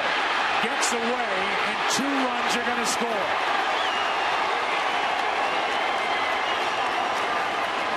And the defense has really let down Matt Harrison here in the 4th. There is no question about it. Even though the infield was in double play depth, if a ball is tapped to third or first, then obviously they have the option, since the double play is not in order, to come home. And this throw in the foul in the left-handed batter's box, allowing 2 runs to score. Easy play for Napoli. But the first error of the inning, and really it should have been 2 errors, but a break for the Cardinals continue to come. It's a fielder's choice error on Napoli. No RBI. And 2-run score. Now the infield is in with Terrio at the plate, second and third, 1 out.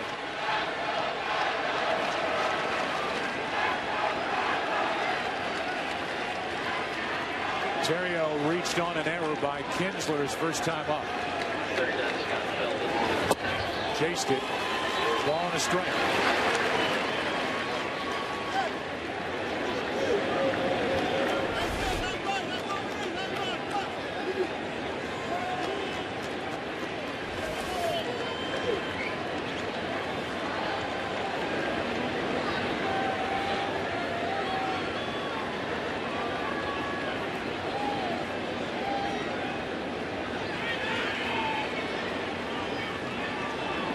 Now the 1-1.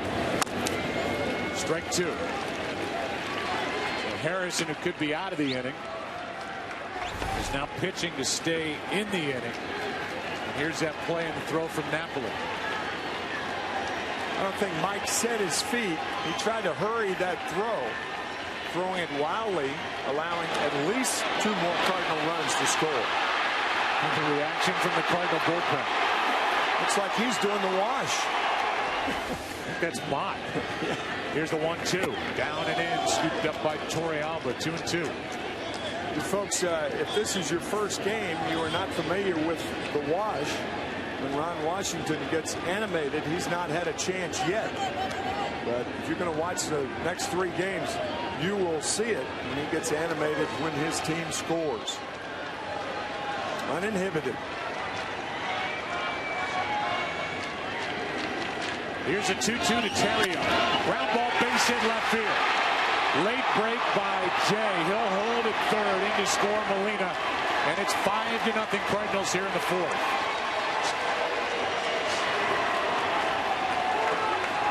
So Terrio out of the number 9 spot drives home a run with a base hit into left. And there's still only 1 out in the inning. Infield in. Base hit. John Jay with 1 out, held up by Jose Oquendo. Who was to know that blown call at first base was going to lead to this?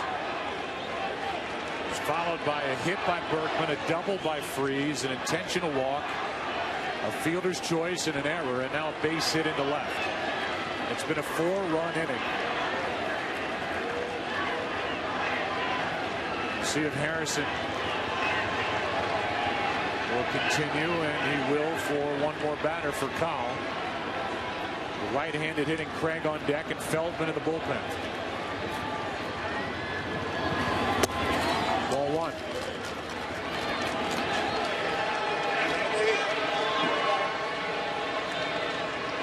You'll see that often when a third base coach goes and talks to a runner at third with less than 2 outs, because a squeeze play is a word sign. That's another chopper. To the plate is Jay, and he is out.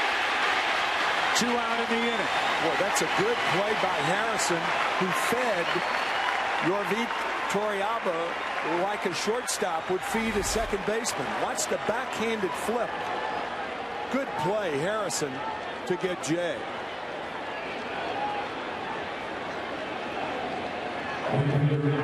Very nice. And that's going to be it for Matt Harrison. So his last play is a good defensive play. Out at the plate was Jay. Scott Feldman is ready in the bullpen. Alan Craig, the 9th man to bat in the inning, is coming up. A big call at first. An error committed by Napoli, and the Cardinals in the 4th lead by 5.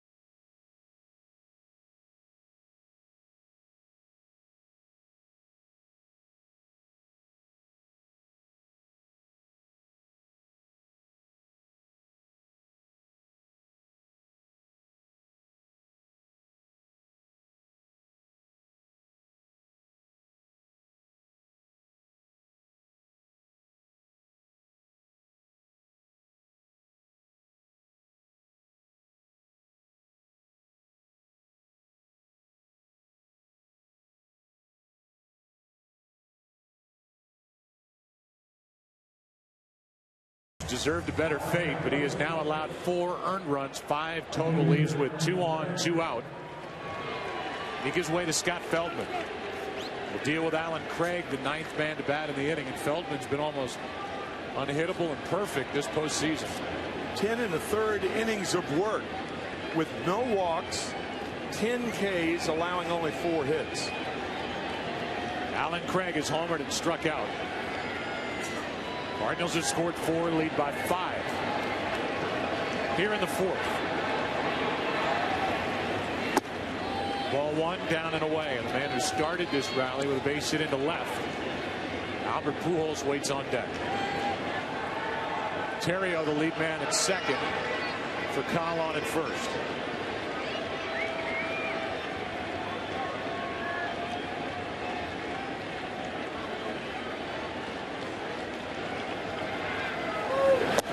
inside 2-0.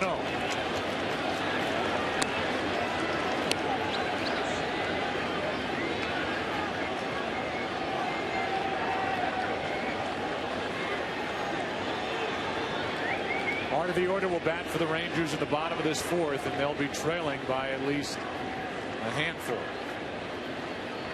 Here comes a 2-0 to Alan Craig. On the outside corner, good pitch, 2-1.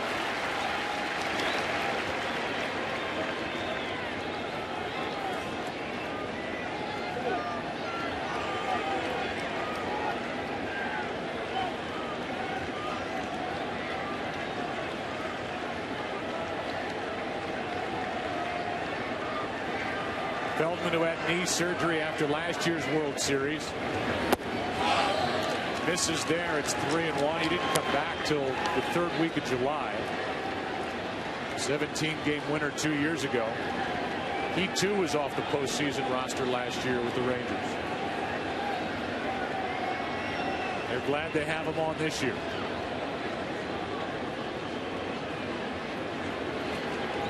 With 2 on, 2 out. Here comes a 3-1 pitch. Chopper should end the inning, and Kinsler will make the throw accurately this time to end the threat. But the Cardinals take advantage of that break. Holiday called safe, and then the Cardinal bats went to work. Napoli an error, Terrio a hit, and it's 5-0 St. Louis after 3.5.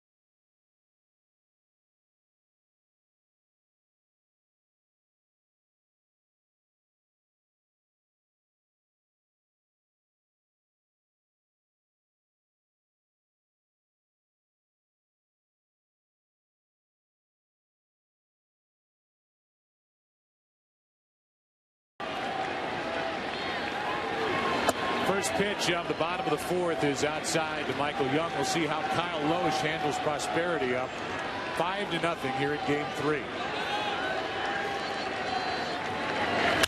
Young hits it in the air to right. Back at the wall. And the Rangers are on the board. It's 5-1.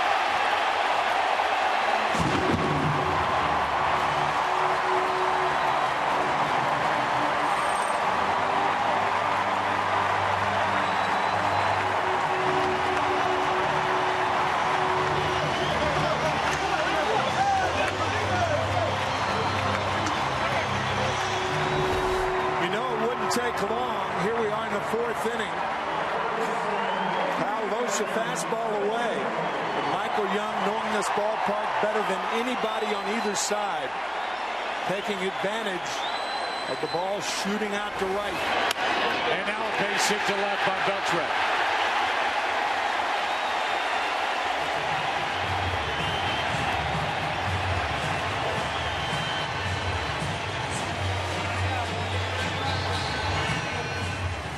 And that will bring in Nelson Cruz.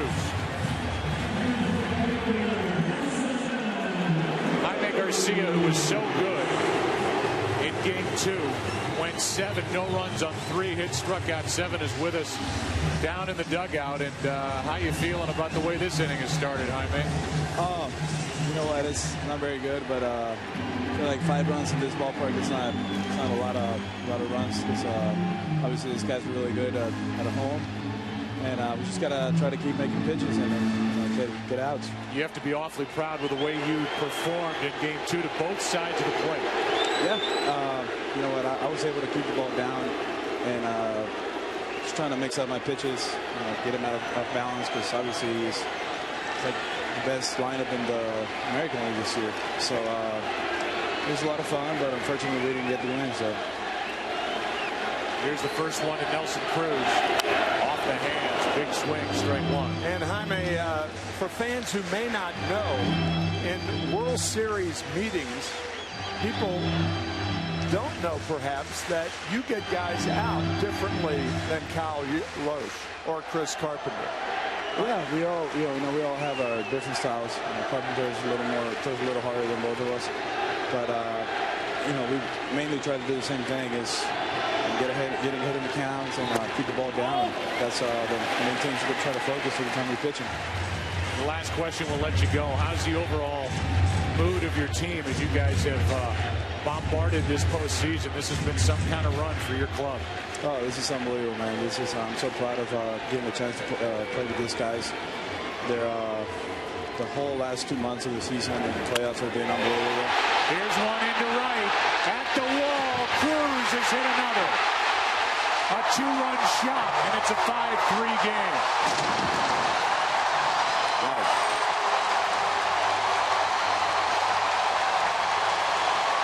Rangers are back in it here in the 4th.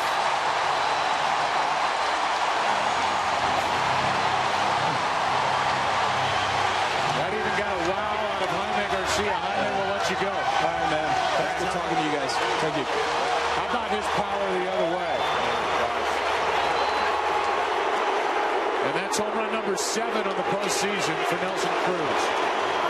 First Michael Young, and now Nelson Cruz. Looked like a changeup away. Cruz tremendously strong. It was a change.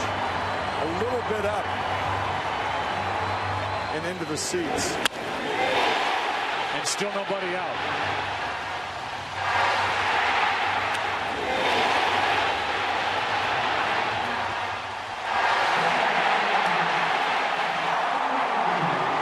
Now Dave Duncan will visit. And I would imagine the Cardinal bullpen will get busy here in the 4th.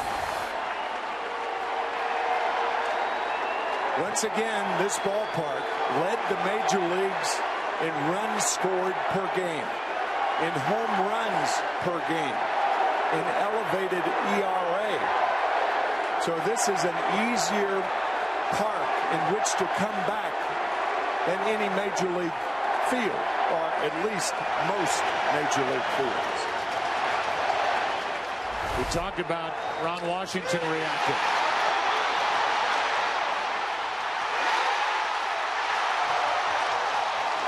And that's his first outburst of the night. Now Napoli, who had that error in the 4-run top of the 4th, takes the ball. Yeah, that was a modified version of the wash. A homer by Young, a single by Beltre, a homer by Cruz. 5-3 game. In at the knees. A ball and a strike.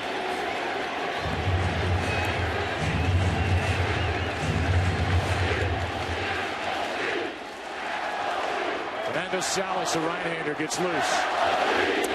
Strike 2.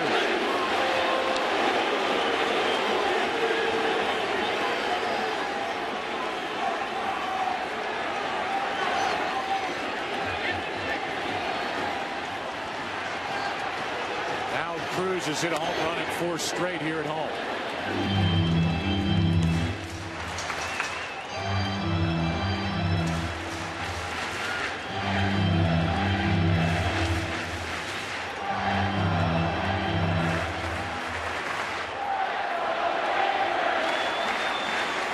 Here's a 1-2. Over the low, ball 2.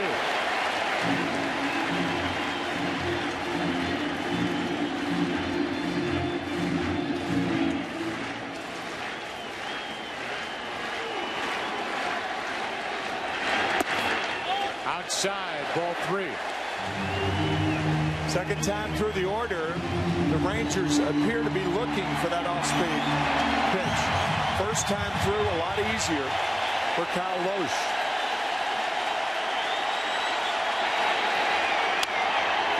Kyle can't get there, and the first 4 have reached. Napoleon with a base hit up the middle.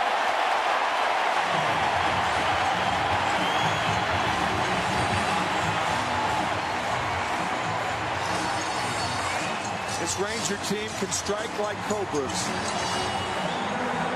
We'll see if that's it for Kyle Loesch. It is. Salas will enter. David Murphy will be the hitter. And Kyle Loesch is finished after going 3+. The 2 home runs, both to right. Michael Young, Nelson Cruz, fireworks. Action here in Arlington. Pitching change for the Cardinals.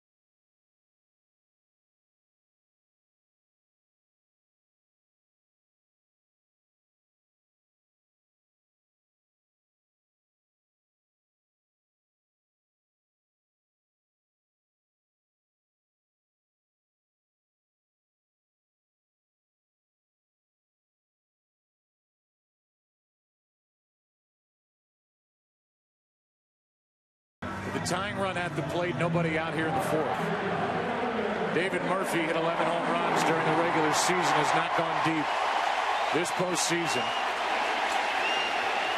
A home run, a single, a 2-run shot, a single, and that was it for Loesch. 3+, 3 runs, 5 hits, 2 walks, 3 strikeouts, 2 home runs. Both teams have to go to their bullpen in the 4th inning. Out in front, and Molina makes the play. 1 out. Down to second is Napoli. That is not a routine play, but Molina had to call Salas off the play because he's going toward first base, and it's doubtful that Salas would have made this play effectively. Watch Molina calling him off, going toward the play with that gun of his. a relatively easy play. And now Torrey Alba, the number 9 man, who struck out his first time. You know, one factor is that with the schedule, we are ready to play 3 games in 3 days. So with the lack of deep starting pitching here tonight, it'll be a test for these bullpens here at the start of this 3-day run. You know, Joe, Tony La Russa telling us that during the regular season, there's no way to play like you played during a 7-game playoff or a World Series. You'd wear the staff out. Strike one. But in the World Series, you have no other alternative.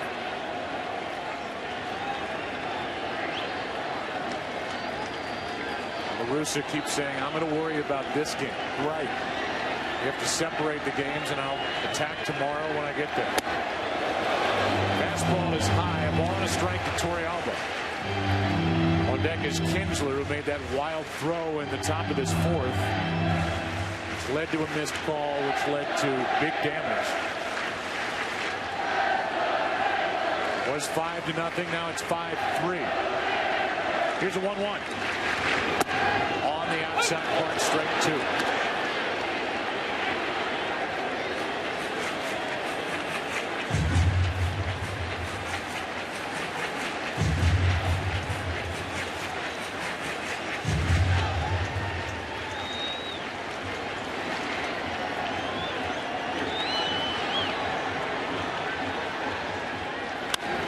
That'll get out of play.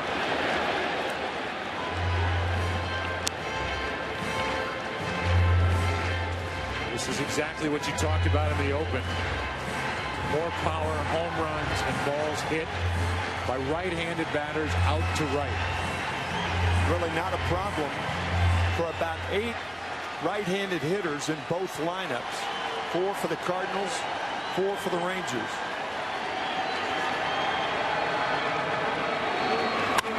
Base hitting to right. Napoli will be held. And it's 1st and 3rd, 1 out. We mentioned Dave Anderson a couple of times. Watch how he waits to throw up the hands. He waits to see what develops in right field. If there's a slight bobble by Alan Craig, then he sends Napoli. But trailing by 2 instead of 1, he has to hold him at third base with 1 out. Now it's Kinsler. All of a sudden, the Rangers have the go-ahead run at the plate. Tying runs are on.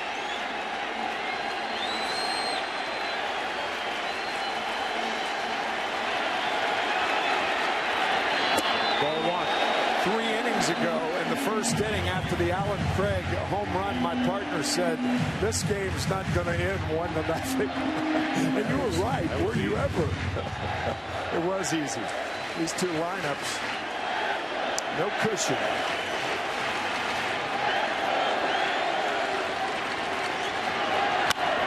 Got under it. Skied into left. Holiday is there.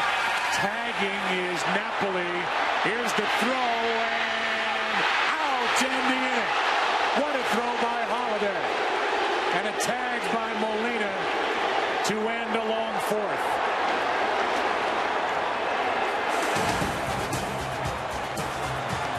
Holiday with a 1-hop strike. And this long 4th inning is over. 5-3 into the 5th. And back after this from your local Fox station.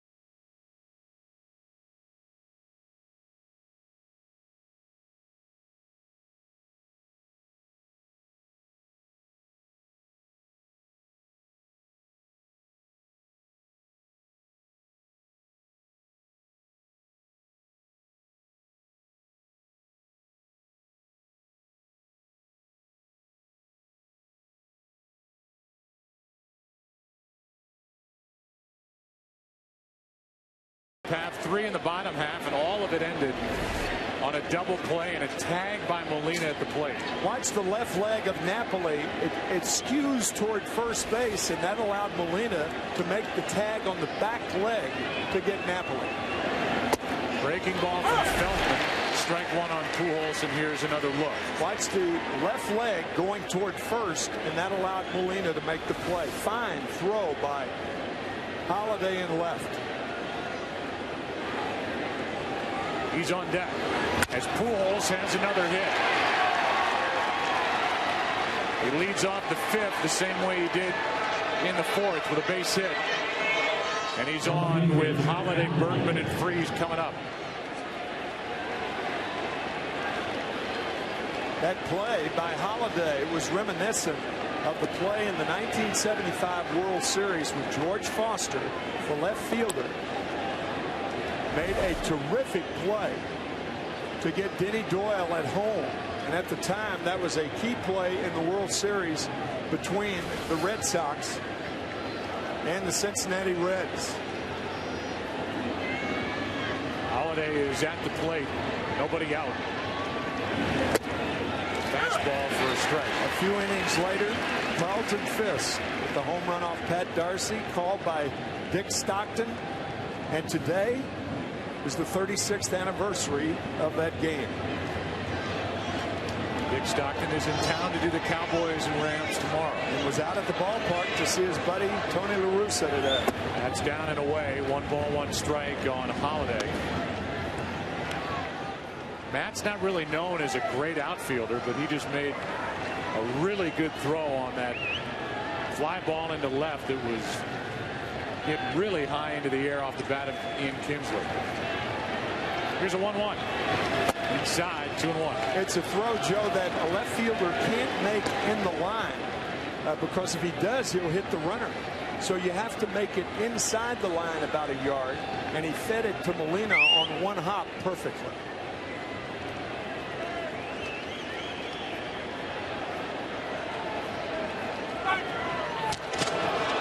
Wild throw that Napoli goes up to get from Feldman.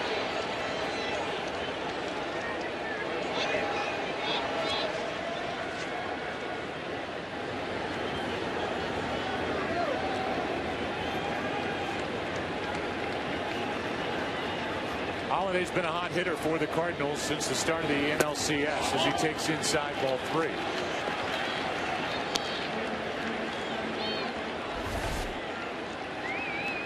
And along with what he's done with his bat, he throws inside the line and they get Napoli to win the inning.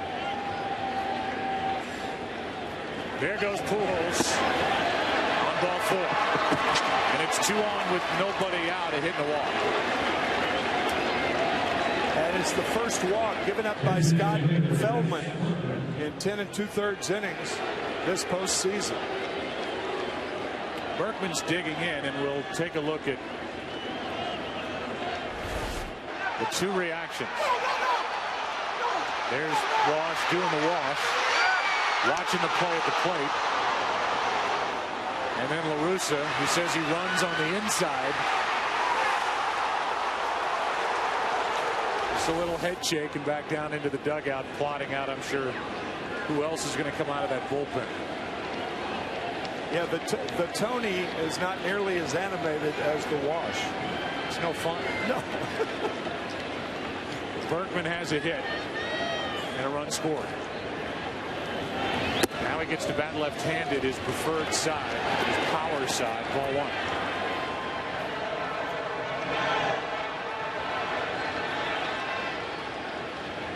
First 21 innings of this World Series combined, a total of 9 runs. 7 last inning here in game 3.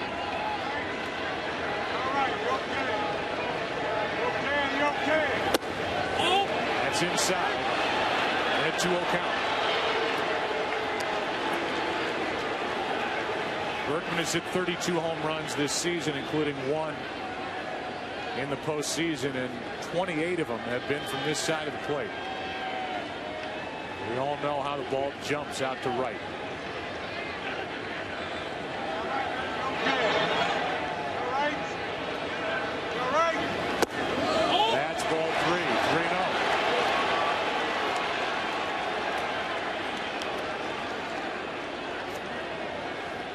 drives Mike Maddox to the phone. Pitching coach for the Rangers.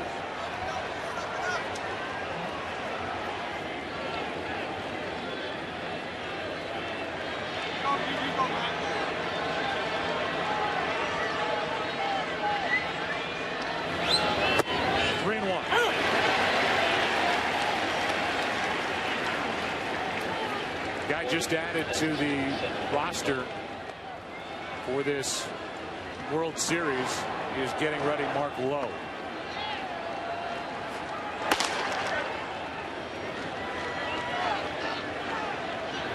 Here's a 3-1. Instead, Feldman looks back at Pujols.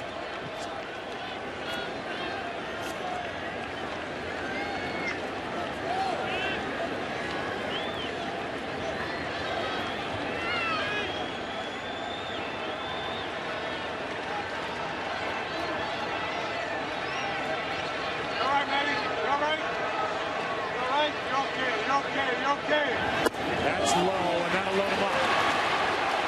And that'll bring Mike Maddox out to the mound. A hit and 2 walks. And while we have a chance, this December, 2 of the most storied conferences in college football culminate their seasons with 2 epic championship games for the first time in their history. Fox Sports will bring them to you on back-to-back nights. The Pac-12 championship game is Friday, December 2nd, and the Big Ten championship game is Saturday, December 3rd. Both games are only on Fox Sports.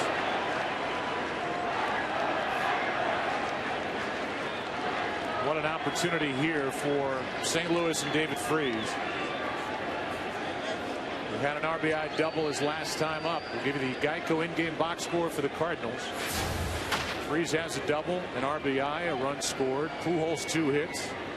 Home run by Craig in the first. RBI hit by the number 9 Manterio in that 4-run fourth.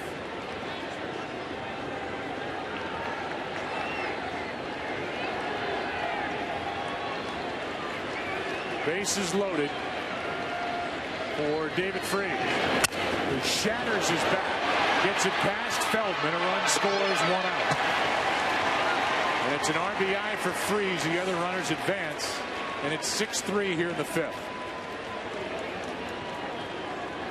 That ball was not hit sharply enough for Adrian Beltre to think about anything but first base. Breaking the bat of David Freese. Good pitch by Feldman. In fact, too good a pitch.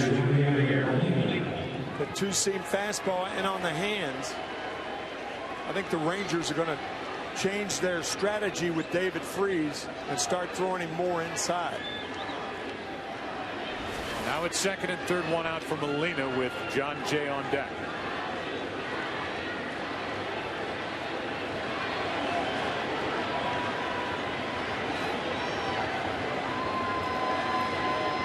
Infield comes in. Ball 1 up. Lead man is Holiday at third. Bergman at second. Mark Lowe getting ready in a hurry out in the Rangers bullpen.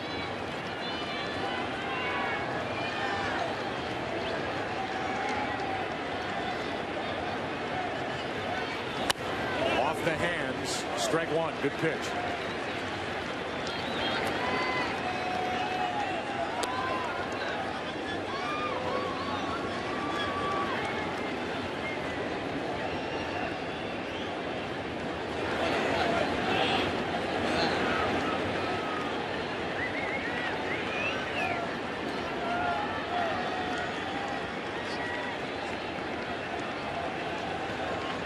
Feldman created this problem with 2 walks after a leadoff hit by Pujols.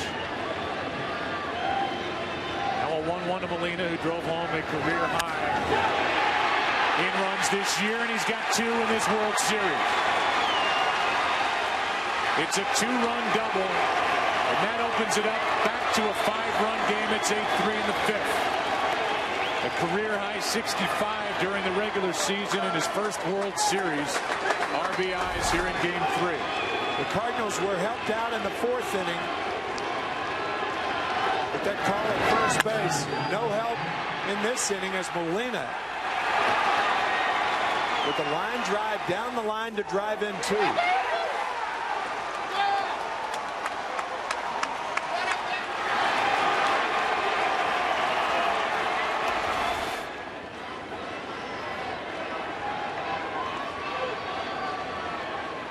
And now John Jay, runner at second, still only 1 out. And still Feldman on the mound. Jay is 0 for 2.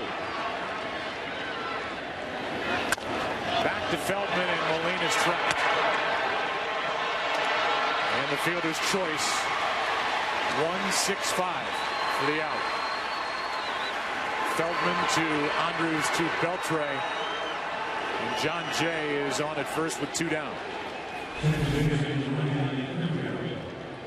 Sometimes when you're not a fast runner, you get caught on a play like this because you're trying to get an extra jump as the runner at second base so you could score. So Molina off too far. Good play by Feldman. Over to Andres, and the tag made by Beltre. And now Terrio, who has an RBI single. He's also reached on an error. The crowd that was going nuts here moments ago in the bottom of the 4th inning has been taken out of it. They're not through. Oh, no. The Cardinals have their 5-run lead back.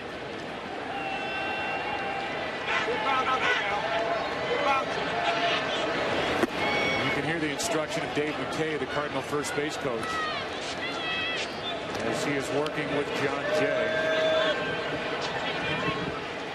Jay has a stolen base this postseason. If the Cardinals are thinking about it, this would be a time to run.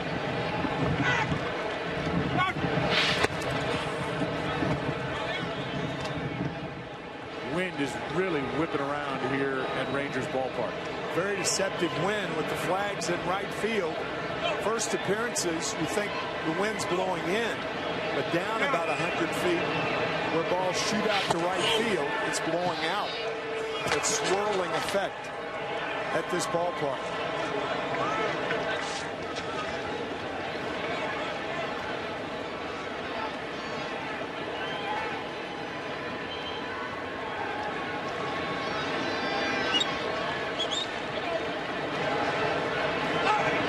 Jay is going. Pitch a strike, throw down is in time. And the inning is over. But the Cardinals come up with 3 on 2 hits and 2 walks. Halfway through game number 3. And Albert Pujols, who started the rally in the 4th, starts one in the 5th. And the Cardinals lead 8-3.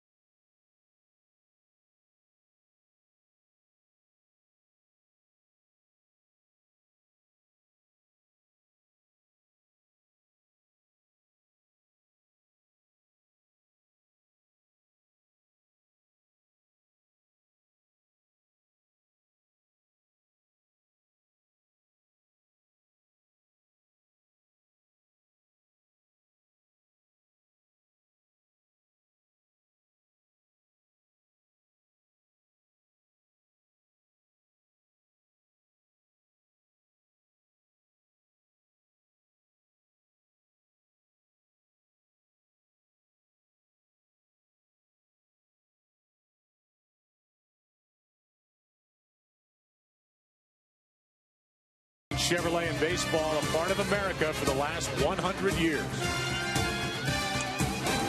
A lot of action the last 2 innings. And as it's just after 9 o'clock here in Arlington, there's all the action that Tim circles. Alan Craig with a home run in the first. A little recap for you. Michael Young and Nelson Cruz hit home runs, and now here come the Rangers. A leadoff base hit by Elvis Andrus to start the 5th against Fernando Salas. Rangers not waiting around even though they trail by 5 runs. They realize the Cardinal bullpen as effective at throwing strikes as the Ranger bullpen. David Freese playing in for the bunt. Diving base hit Andrus. And now Josh Hamilton. Rangers waiting for him to pop one. No home runs, 8 RBIs, 0 for 2 tonight. Ground ball, base hit right field. First pitch swinging, and Elvis Andrus goes to third with nobody out.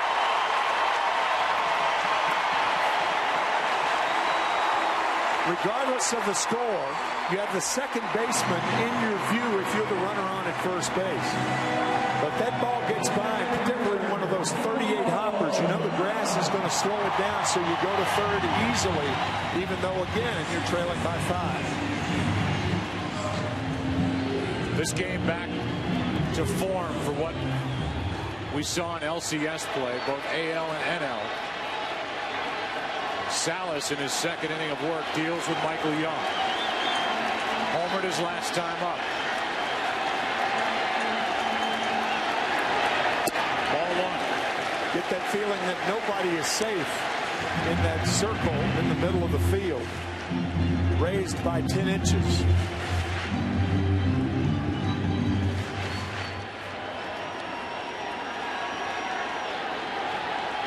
Step onto it at your own risk. Right. 1-0. 2-0.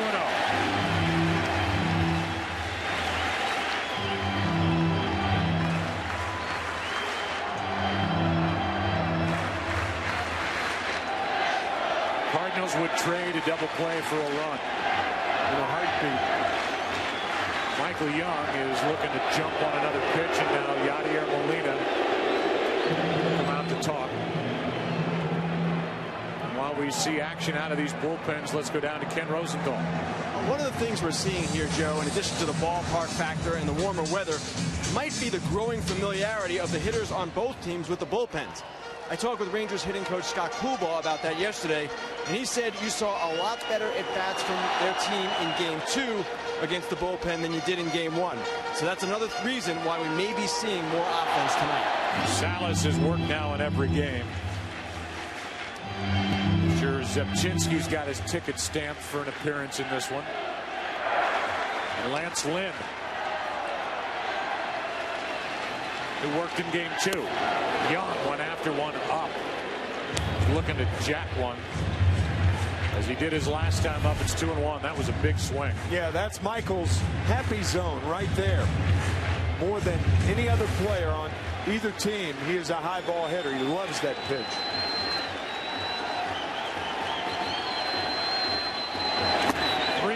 With Adrian Beltre on deck.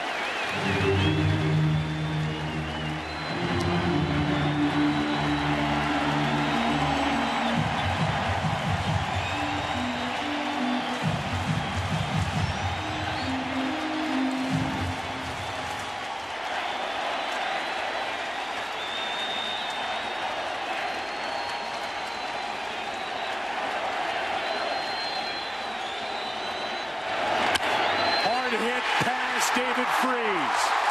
In to score is Elvis Andrus. Digging to third is Hamilton. RBI double Young. And it's an 8-4 game.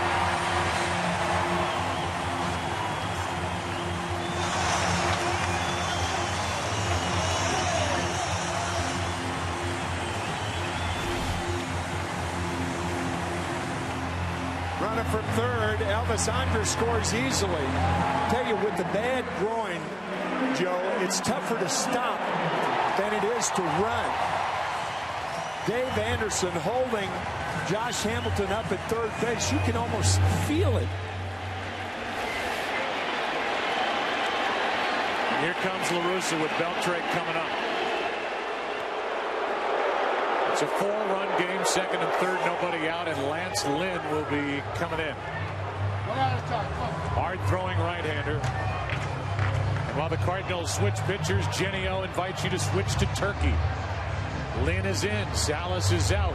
More action for the Rangers here in the fifth.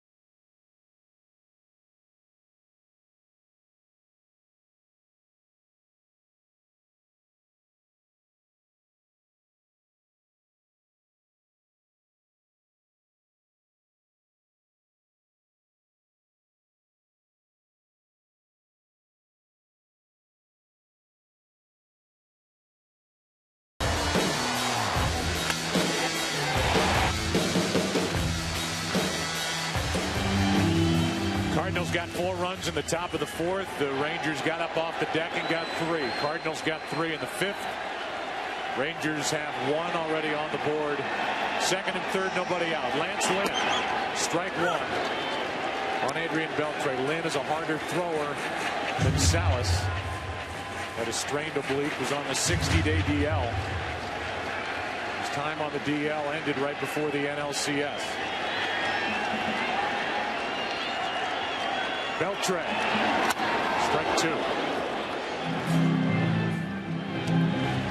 If you're an infielder for the Cardinals, you're 4 up and you're playing back. Runners on at second, third, nobody out. Normally you wouldn't even think about the runner at third base. But with Josh Hamilton's condition, the infielders out-guarantee or at least thinking about it. On a ground ball, they could come home. Down and in, 1 and 2. Condition being a pulled groin that Hamilton is really struggling with, both at the plate and on the bases. He's at third, Michael Young at second. The 1-2. Base hit. In to score is Hamilton. Holding it first with a single is Beltre, and it's 8-5.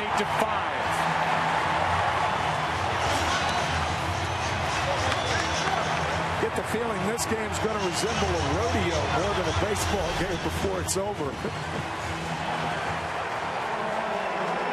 For Carl doing what he can't get to it. And the line keeps moving for the Rangers.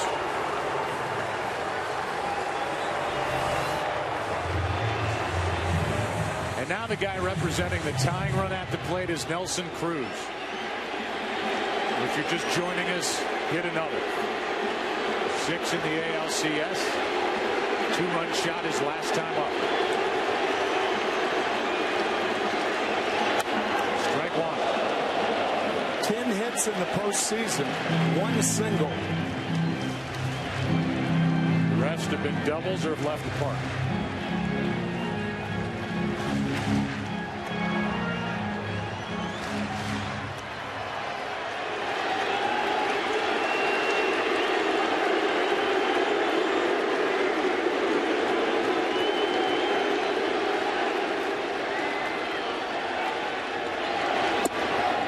Strike 2.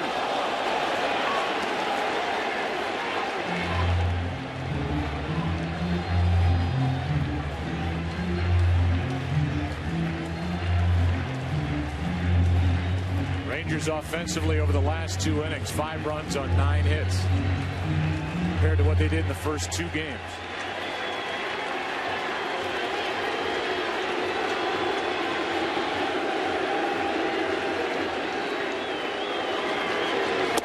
Big strikeout for Lance Lynn, and he cranked it up to 95. 1 away.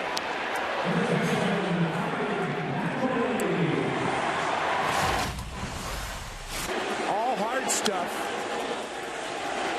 but he made the pitch when he had to, the high fastball, to make Cruz go out of the strike zone.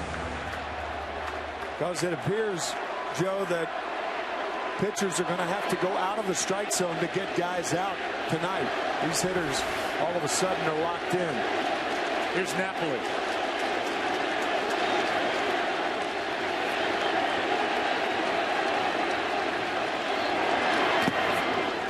Ball 1 smothered by Molina. Napoli singled and then was thrown out at the plate to end the 4th by Holiday.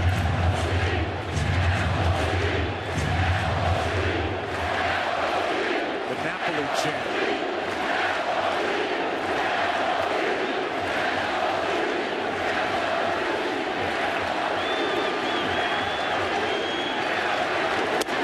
Oh!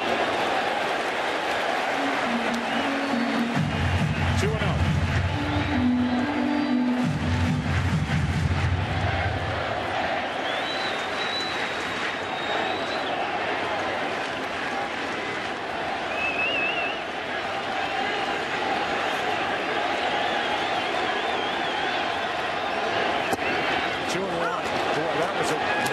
Slider and a fastball count. Watch this ball break.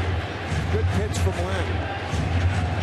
Difference, we mentioned it the other night, the difference between major league pitchers and AAA pitchers. They throw many more breaking balls in fastball counts. Time called, granted by Alfonso Marquez. Molina's going to go out and talk to Lynn. I think it was Molina who asked for time.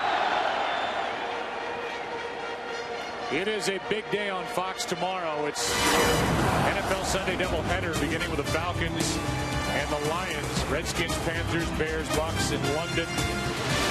America's game of the week. It's the Vikings and the Pack. The Rams meet the Cowboys, and then tomorrow night we have game 4 of this World Series. Rangers and Cardinals. All on Fox tomorrow. There's a strike, and it's 2-2.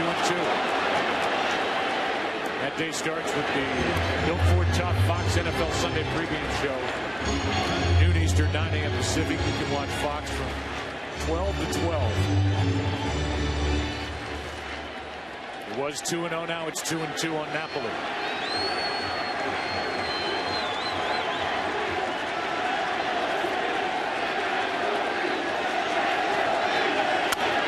Reaching for it.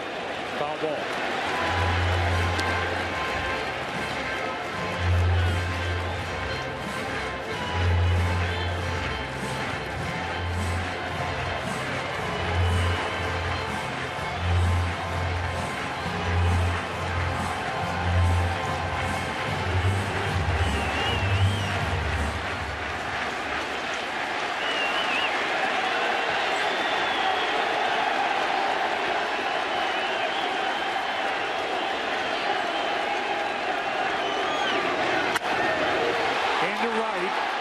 Craig will drift back a few. Young will tag and score. The throw is into second. And again, it's a 2-run game. Sac fly by Napoli into right. That is a great job of hitting by Mike Napoli, who had to climb the ladder on that high fastball after 3 fastballs, I beg your pardon, 3 sliders. Lynn hits the glove right there. I mean, Napoli just tomahawked that ball deep enough to score the run. Fine job by Napoli.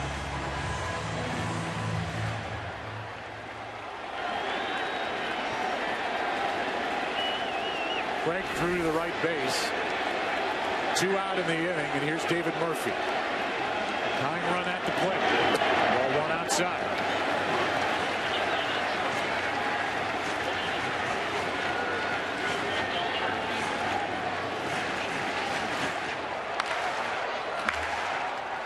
The big weapon of Alexio Gondo getting loose. Cardinals will have Terrio for Colin Craig in the 6th. Ogando Craig revisited. Could have that matchup for the 3rd time in 3 games.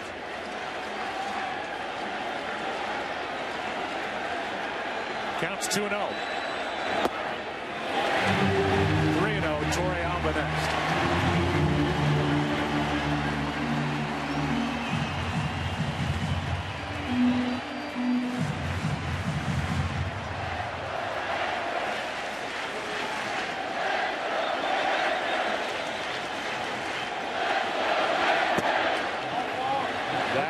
That's what happens after a while. Pitchers become gun shy. He's throwing a 3-0 breaking ball to David Murphy, the 8th place hitter, when the Cardinals have the hammer. But that's what happens. Balls are being hit so hard that catchers and pitchers are reluctant to throw anything close to the middle of the plate, even though you've got mustard on it. Geico in-game box score for Texas. And after being shut down for the first 3 innings by Loesch, you see a lot of hits. Beltre has 3. Home runs by Young and Cruz. Napoli now with a sac fly. The guy at the plate, Yorvit Torrealba, has a hit. Now dealing with Lance Lynn.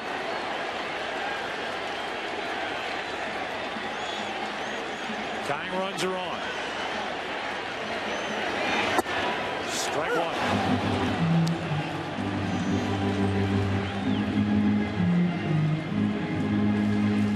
Beltre and Murphy the runners.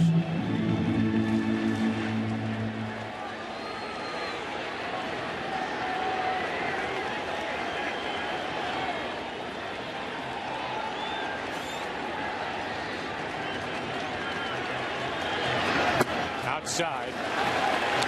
Ball 1. Top to bottom, this inning has lasted more than a half hour. Going on 34 minutes.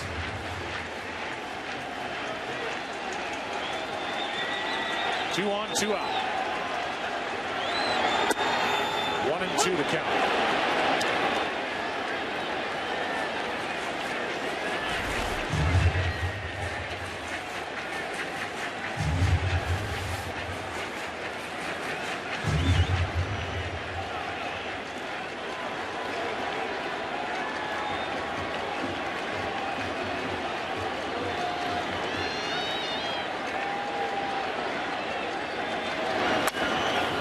Swing by Torrealba. 94 from Lynn. Still 1-2. By the way, Nolan Ryan, who's made such an impression on this young pitching staff, threw 7 no-hitters, by far an all-time record. His last 7th when he was 44 years old.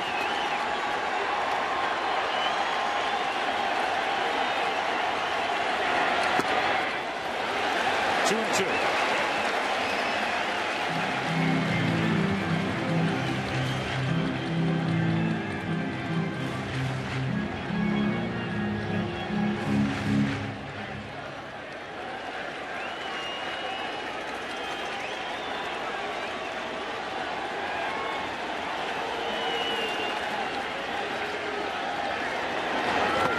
Full count, and the runners will go.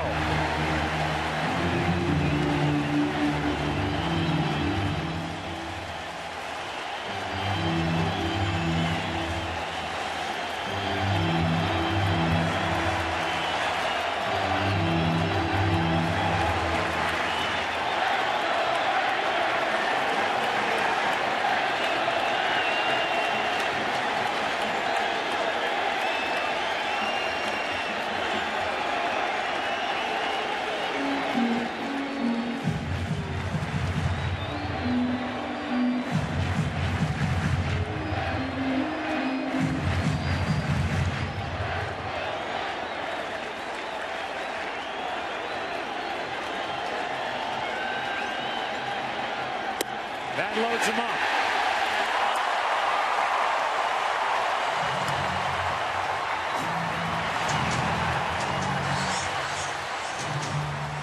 And now the ninth man to bat in the inning, Ian Kinsler. Will bat with the bases loaded, 2 out. When things are going against your pitching staff, you try to encourage your pitchers to work faster, not slower. The reason they work slower is because they're fearful of the results. Think about it. Whatever you think about, put it into motion. Don't wait and wait and wait. Bad things can happen. Kinsler. Strike one. He had knocked home 77 during the regular season. He has 9 this postseason. Flying into that double play last inning. A good throw by Matt Holliday to get Napoli at the plate.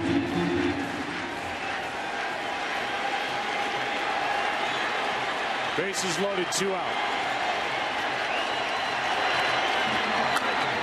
Good pitch in on the hand, strike 2. That's a good fastball in on the hands. Kinsler did not want to swing at it. Got rides in on the hands, crowding him. He's in the hole.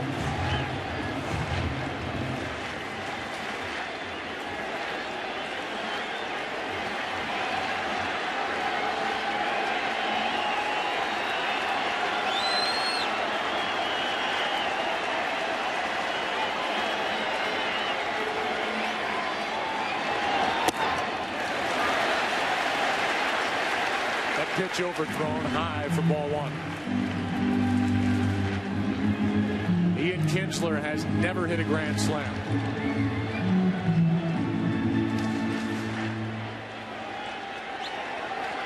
What a time this would be for his first. Lynn trying to end the threat right now. 2-2.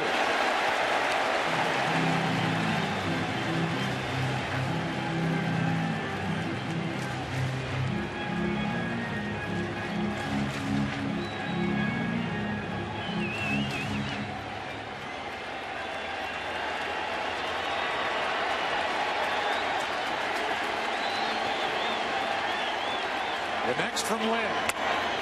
Little fly ball out behind short for Kyle is there, and the inning is over. 13 runs scored over the last 4 half innings. Rangers lead the bases loaded, trail by 2 after 5 in game 3.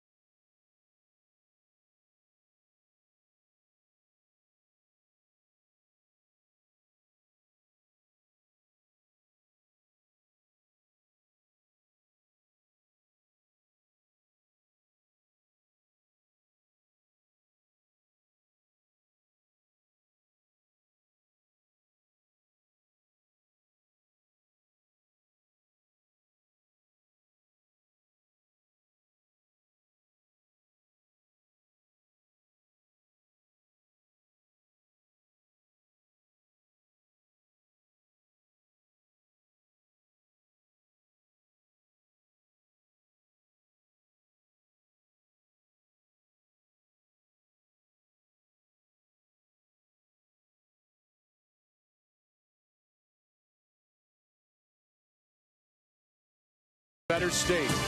And by Chevrolet. Thanks for making Chevrolet and baseball a part of America for the last 100 years. Prior to tonight's game, representatives of each of the 2011 Reviving Baseball and Inner Cities World Series championship teams were honored. The RBI program annually provides over 200,000 boys and girls the opportunity to play baseball and softball. A great program across the country. As Ogando takes over, Alexi deals low to Ryan Theriot, 13-game winner and an all-star as a starter. The guy who's made 2 appearances in this World Series and given up 2 big pinch hit RBI singles for go-ahead runs to Alan Craig, who he will face third in this 6th. 8-6 game. Theriot takes a strike.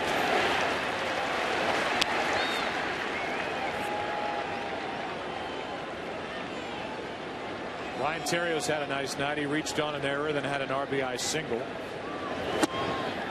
It's up.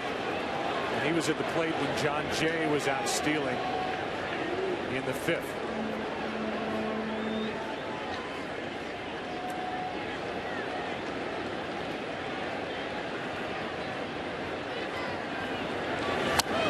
Way upstairs, 3-1.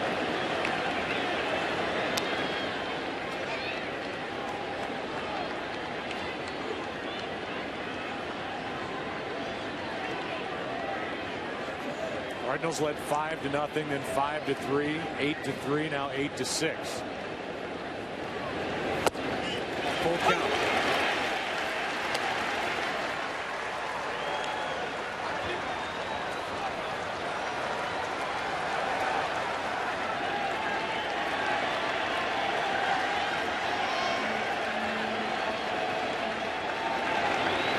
A leadoff walk.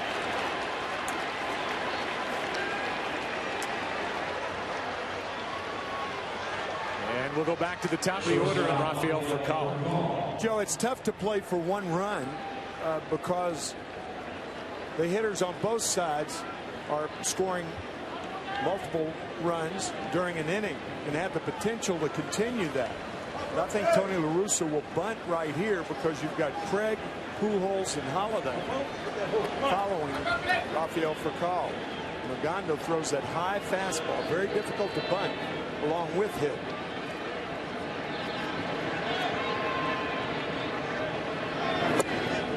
No sign of a bunt there. Ball 1. Torrealba goes out to talk. Yeah, I mean, that's the tough thing to do. I mean, normally this would be a sacrifice situation, but because of the potential for both lineups, it's tough to play for just 1 run. It's almost like you have to manage an inning like you're playing for 3 or 4. Big inning.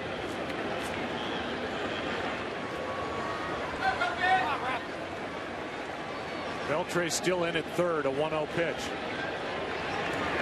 Out in front of it is Furcal, 1 ball, 1 strike. Good slider from Ogando.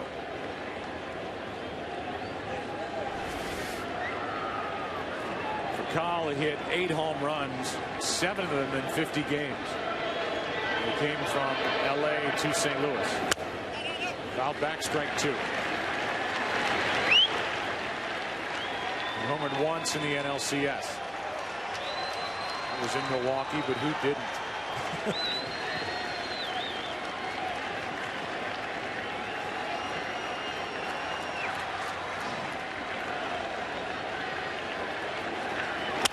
Ground ball right side, base hit. Theriot will stop at second. It's 2 on, nobody out. And Furcal has his 2nd hit of this World Series. And now here come the Cardinals with 2 aboard, and here comes Alan Craig to deal with Alexi Ogando. These 2 have hooked up for that little nugget. First player with 2 pinch hit singles for go-ahead RBIs in the same series. Almost in the same spot. Games 1 and 2. David Freese on at third both times to score. Similar situation.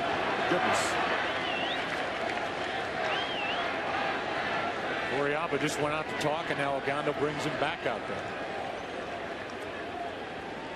Manny Pacquiao and Juan Manuel Marquez meet for the 3rd time in November. There's Ogando and Craig. October rematch.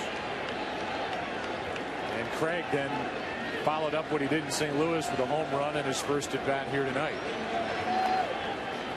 Hitless since.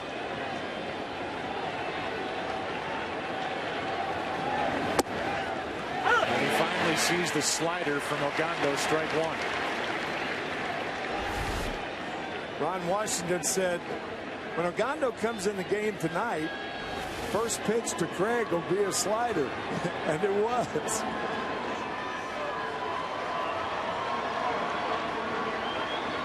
That and high fastballs. Another slider, strike two. I don't think you can mess with a high fastball here.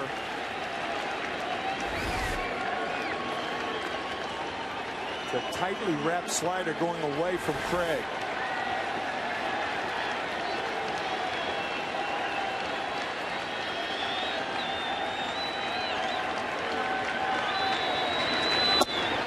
Laid off.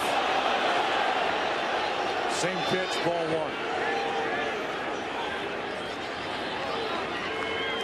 Be another good battle after Alan Craig with Ogando and Pujols.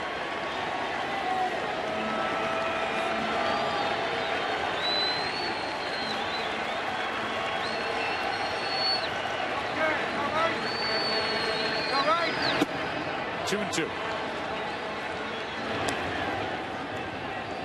And again, Torrealba out to talk. There is nothing easy. These half innings now. But you have to fight the temptation to think too much. The tougher things get, the more you have to speed things up.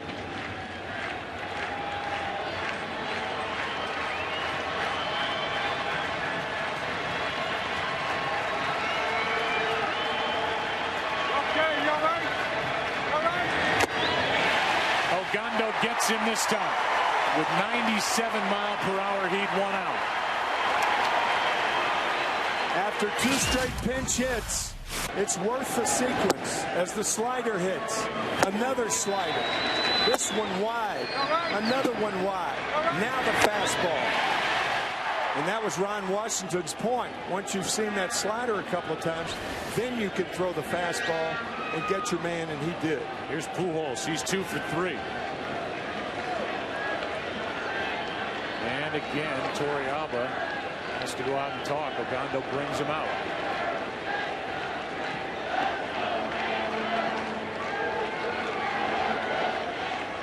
Pujols with 2 home runs this postseason. Those came in the NLCS. Got his first hits of this World Series in the 4th and 5th, and now he bats in the 6th.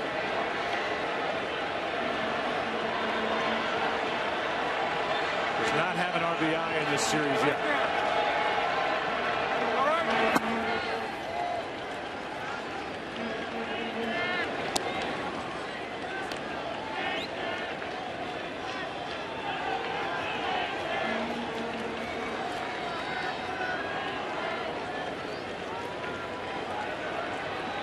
Anxious moment here at Rangers Ballpark as Ogando deals with the bat of Albert Pujols. Good slider for a strike. 1-1. You can see Pujols, that little whistle, he thought it was outside, and it was.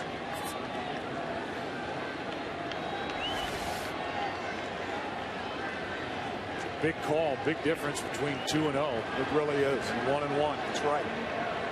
In this situation.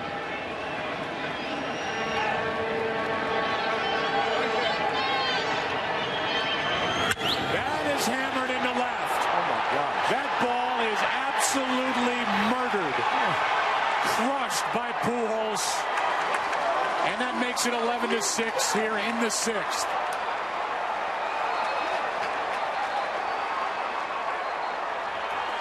His 3rd hit of the night, his first home run of this World Series.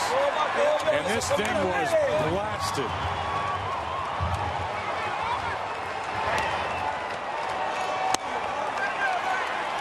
This is how you turn around a 96-mile-an-hour fastball. El Hombre.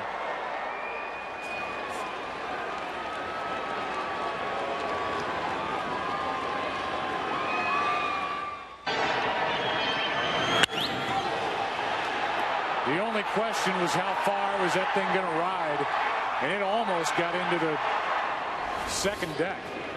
Hit the facing of the second deck. You're not going to see too many balls hit any harder or farther than that. Staggering. Now a ground ball into the hole, and Andres drops it.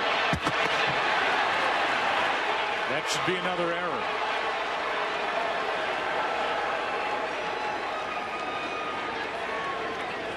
The defense has been poor for the Texas Rangers here in Game 3. I tell you, I've got to admit, Joe, that there are some balls, as you see the error by Elvis Andres, he had 25 during the season. There are some balls that are hit that just absolutely take your breath away. And that one hit by Pujols did exactly that. Took the air out of this place and did. And what follows it up is an error by Elvis Andres. Is I think these Rangers are a little bit stunned with what they saw fly out of this park with their weapon Ogando on the mound. Who can blame them? Berkman takes the ball low. There aren't too many hitters in the game that can get around and make solid contact and square up a high fastball like that. Above the letters, most guys, they make contact, they foul it back, they'll foul it off. But not this.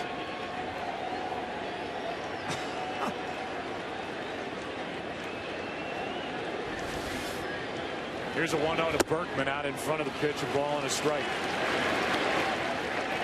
Cardinal beat writers, in fact, it was their columnist Bernie Miklasz who said before the game, I can just imagine Pujols having a big night because he came in, didn't want to talk to the press. There was a mini controversy with big hitters for Tony La Russa leaving after Game 2 without talking to the press. Pujols was frustrated. And the guys around this Cardinal team on a day-to-day basis thought he might be due for a breakout game, and he's got 3 straight hits and a 3-run home run. That's his 16th career postseason home run, passing great Babe Ruth again with more opportunities with more rounds. The number 16 could have counted for 2. So the count's 2-2 on Lance Berkman.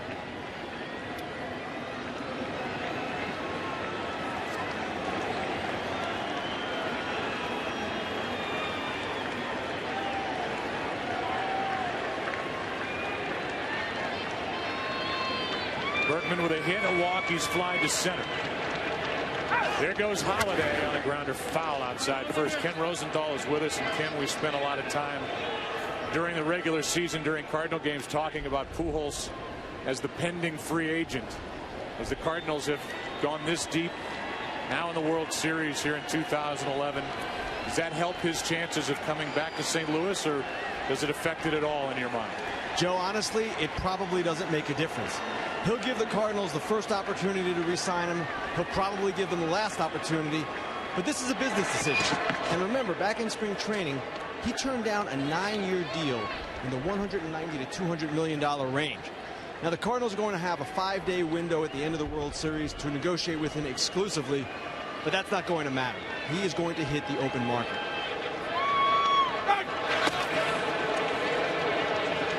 He almost hit the open market with that swing. 423 feet as Mike Gonzalez, a left-hander, gets loose for the Rangers in their pen. So Ogando, who was virtually untouchable in the ALCS, has been hit by the Cardinals in this World Series. That's outside a full count.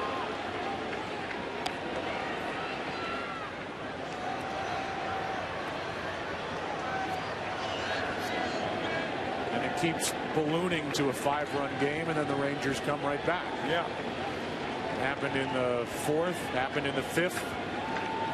And now the Cardinals have their 5-run lead back in the 6th.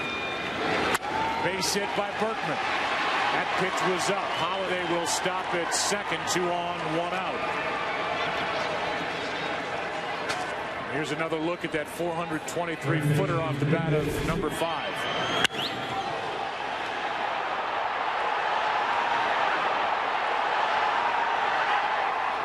It's some big-time star power right there with that swing.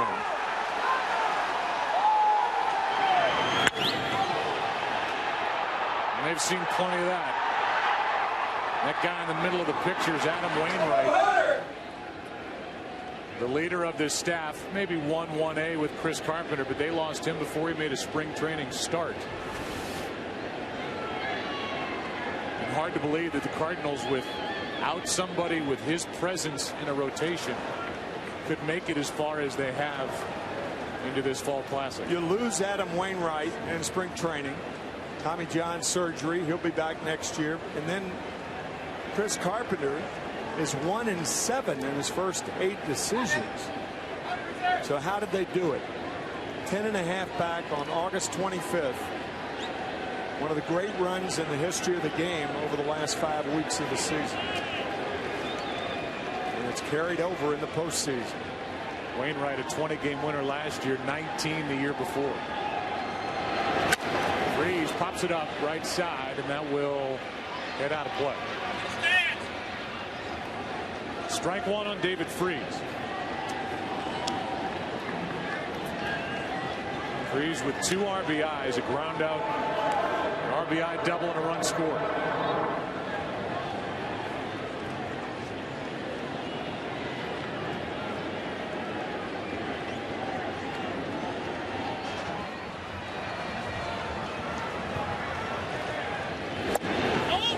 Pitch is inside, 1-1.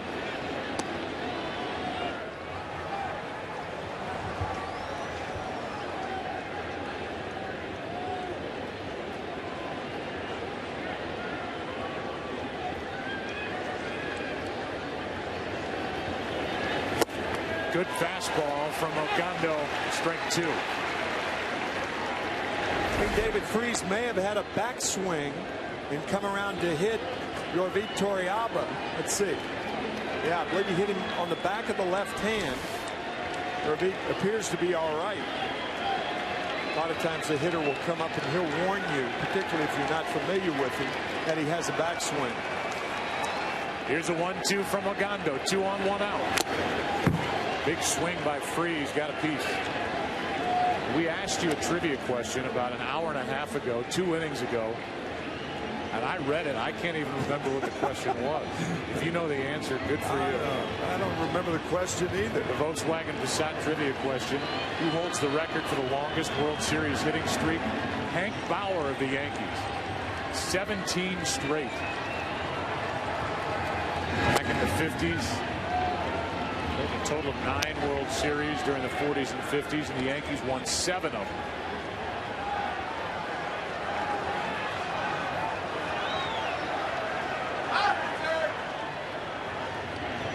Counts 2-2 on Freeze.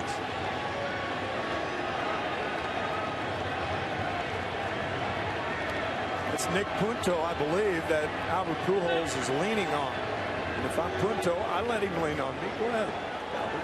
Gerald Laird in front of him as well.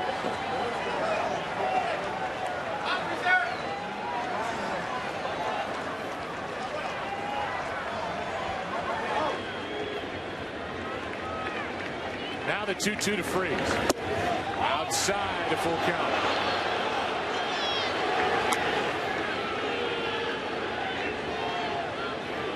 Lead man is Holiday at second. The trail runner is Berkman, who has 2 hits tonight. On deck is Molina, who had a 2-run double his last time up. At the plate is David Freeze with a full count. Here it is. There they go with 1 out, and they'll have to come back.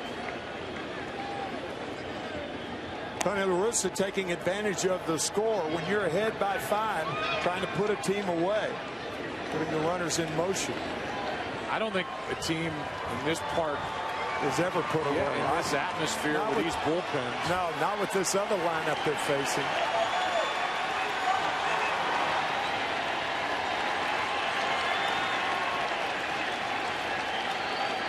This will be the 146th pitch thrown since the start of the 4th.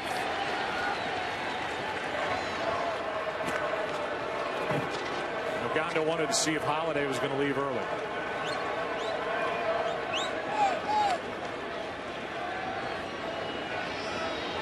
Jose Alquino called time, walked in fair territory, and the time was called so he could give the sign again. Nobody was paying attention to him, so he ran onto the actual playing field. Across the white line to stop the action. They called for a technical. The 3-2. That'll load him up. That might be it for Ogando. So Ron Washington went to his big weapon, Alexi Ogando, here in the 6th inning. He has walked 2, allowed 2 singles, and that mammoth home run hit by Albert Pujols, which has made it 11-6, and the bases are loaded, only 1 out.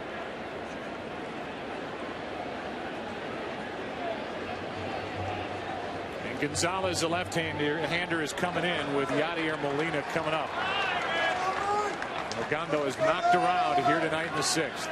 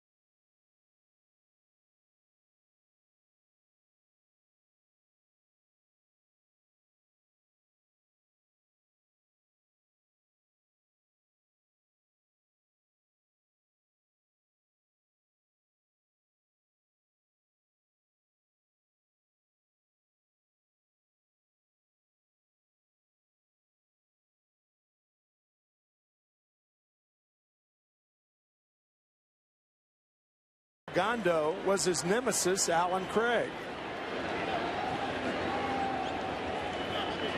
What an inning. What a game. These middle innings, 4, 5, and 6. Now Yadier Molina with the bases loaded, 1 out. Molina 1 for 2 with a 2-run double. Facing Michael Gonzalez. Fly ball into right. Holiday will tag and come to the plate. The throw is towards third, and Berkman is in with a face plant over at the third base bag, and it's 12-6. On a sac fly to right off the bat of Yadier Molina, and Berkman gets up smiling after getting a face full of dirt.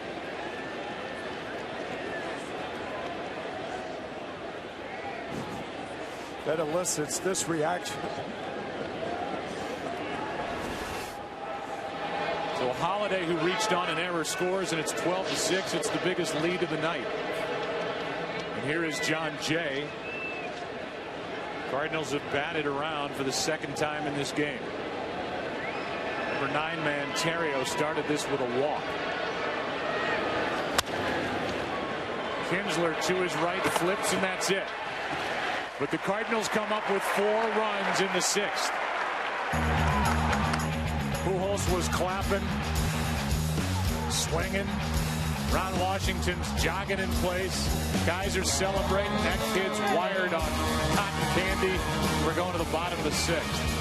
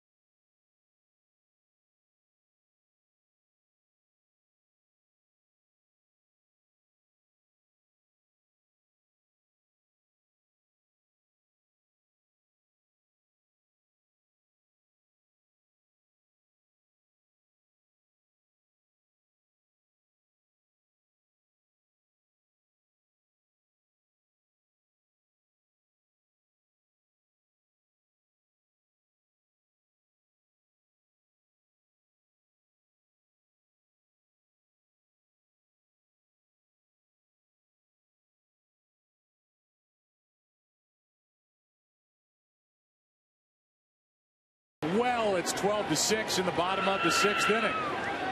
This one won't end 12-6. Elvis Andrus first up. Hamilton will follow, and then Michael Young. And that fastball floats inside for a ball to Elvis, who is 1 for 3.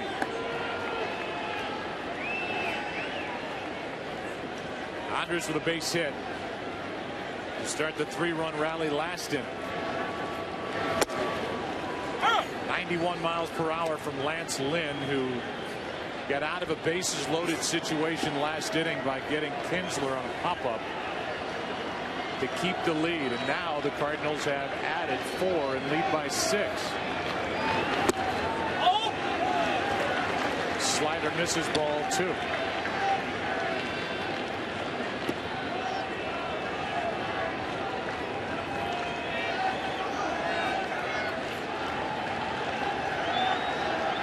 Here's a 2-1 from Lynn. Hard hit the other way and past Terrio.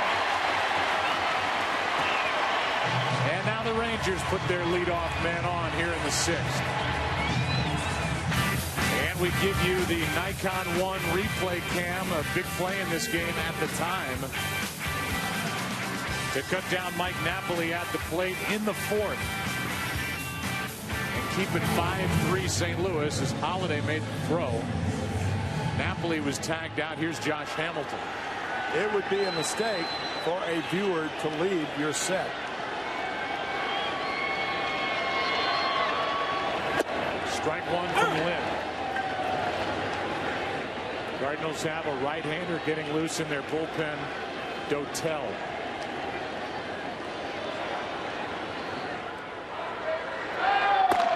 They have a long man in Jake Westbrook, Dotel, Boggs, Mott the closer, Rhodes, and Zepchinski the left-handers. Might be two. It is. Turn 4, 6-3. And Hamilton bounces into it. Started by Terrio for Kyle in the middle. The bases are empty. 2 out for Michael Young.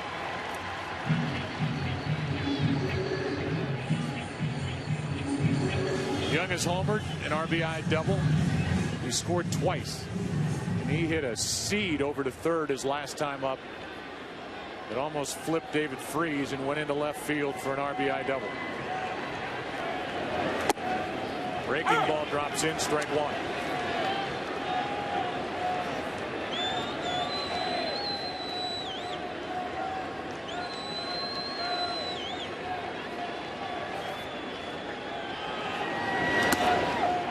That one misses down.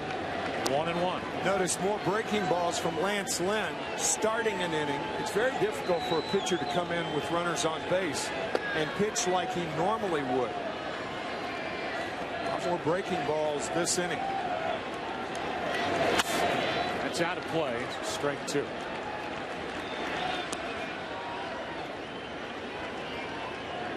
Well, the base is empty, 2 down. Michael Young is in the hole, 1-2.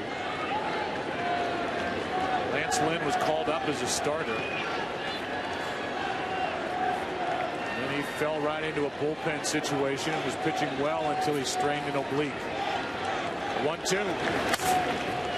Stays up there. Yeah, Lance, we talked about it the other night. He missed the last 46 games of the season. It took a lot of courage from Dave Duncan and Tony La Russa to put him on the postseason roster. They had another guy they were thinking about in Eduardo Sanchez, who was good in the bullpen. They almost activated. Here's a 1-2. Fastball gets Michael Young and sends us into the 7th. What a game. Action all over the place in game 3. 12-6 Cardinals back after this from your local Fox station.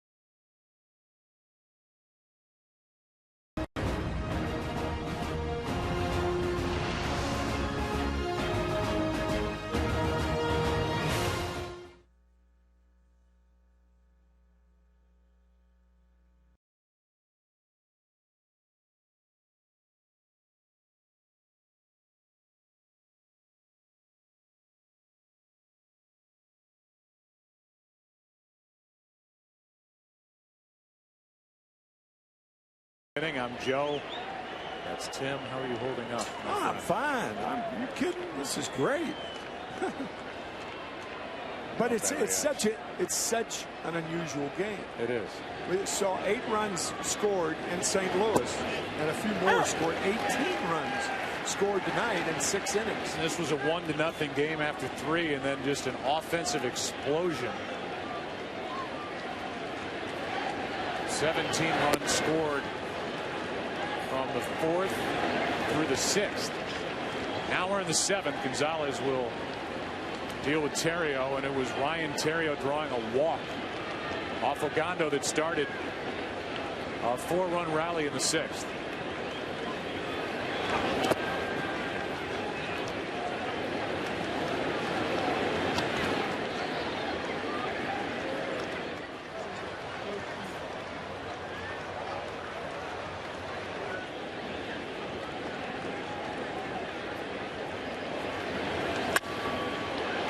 Fly ball into right will send Nelson Cruz back a few in front of the track. 1 out. And our Sherlock Holmes 2 game summary. It has been action central, and it started with the second batter, Alan Craig, a home run. Then Michael Young went deep to right. Nelson Cruz went deep to right. They were smiling, and then this. A rocket off the bat of Albert Pujols. Make it 11-6. Now it's 12-6.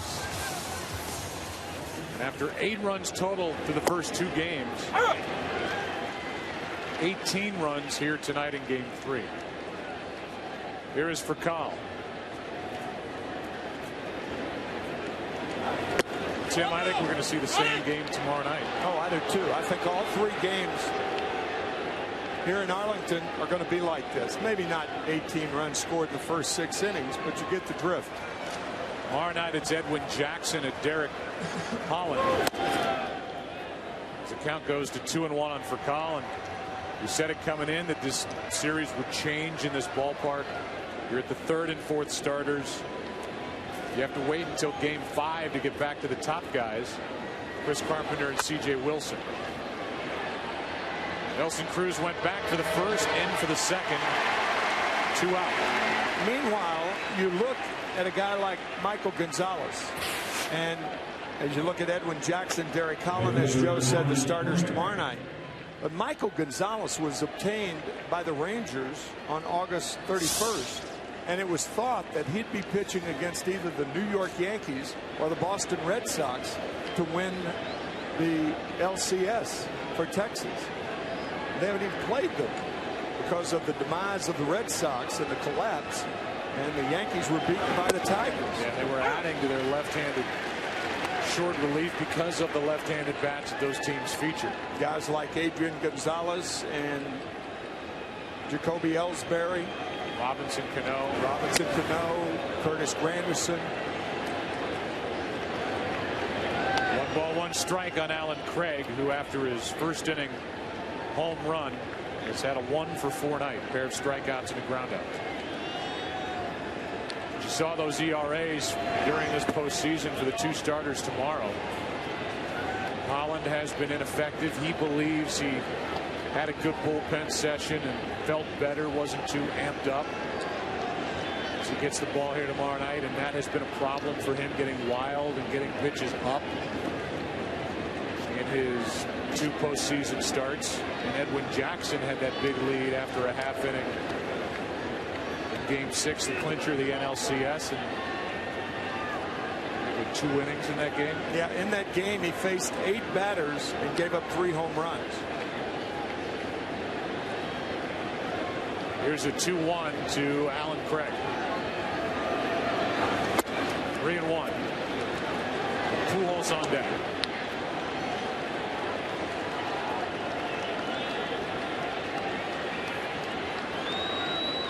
Temperatures dropped a bit. The wind is still whipping through Rangers ballpark. There is some weather in the area as ball 4 is inside.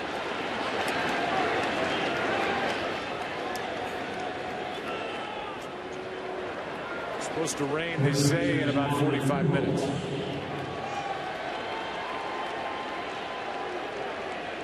tough to read a crowd, but you get the sense and the feeling from this crowd of enormous respect after seeing Pujols and what he did his last time up. Ranger fans have heard about him. The nation's heard about him. The Cardinal fans know him. Here's one into left center field. Back at the track. He's got another. And more respect. Unbelievable. As he's hit a 3-run shot, now a 2-run shot. And the Cardinals lead it 14-6 in the 7th.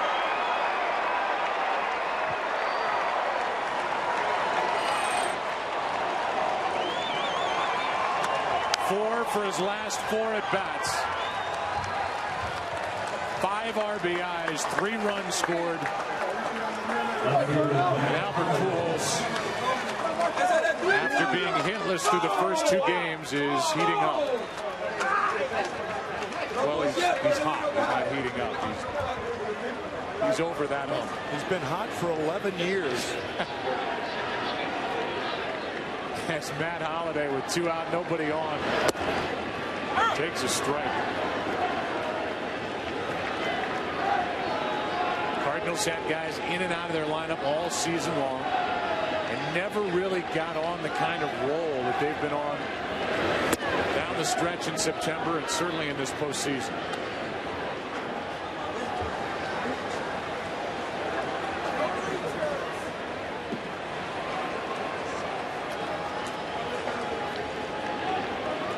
Here's a 1-1. Holliday gets under it, and that should end the top of the 7th. Elvis puts it away.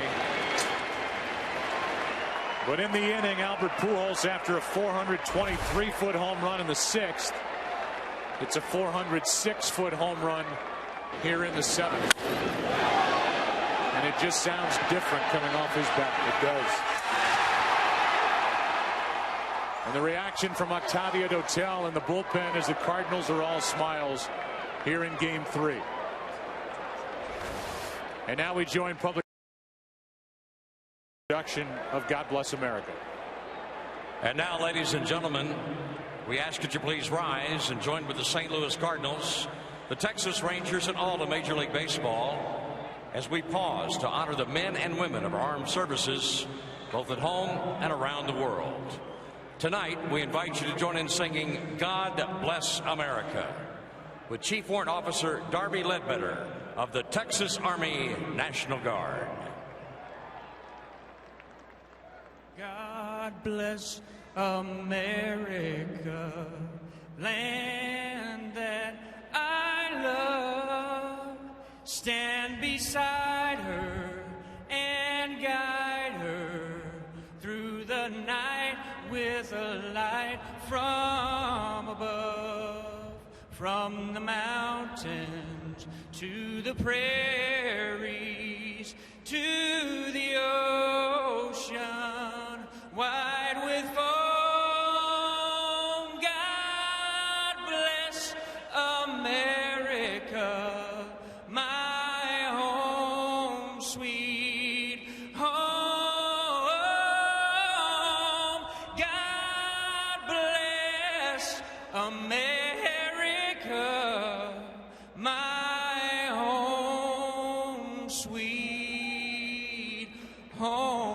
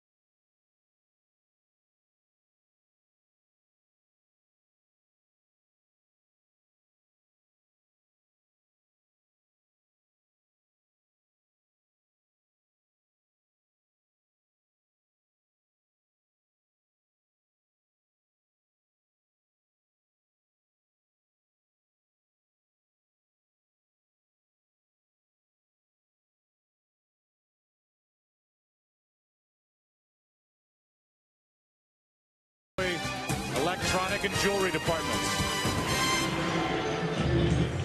We get ready, as does Adrian Beltre, to start the bottom of the 7th inning. It's 14-6.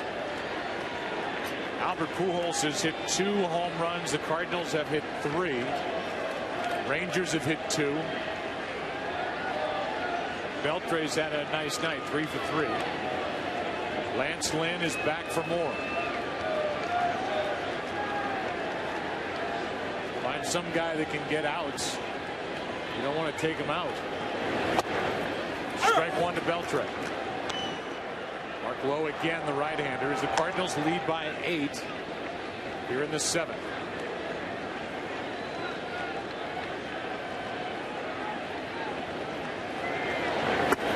Ball 1. Beltre singled in the 2nd, singled and scored in the 4th, drove home a run with a hit in the 5th.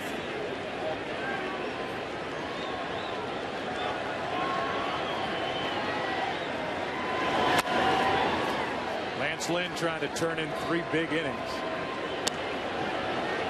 It turned into a wild slugfest here in the 4th, 5th, and 6th. You know, the biggest pitch made, I know there have been 20 runs scored. Why talk about pitches made?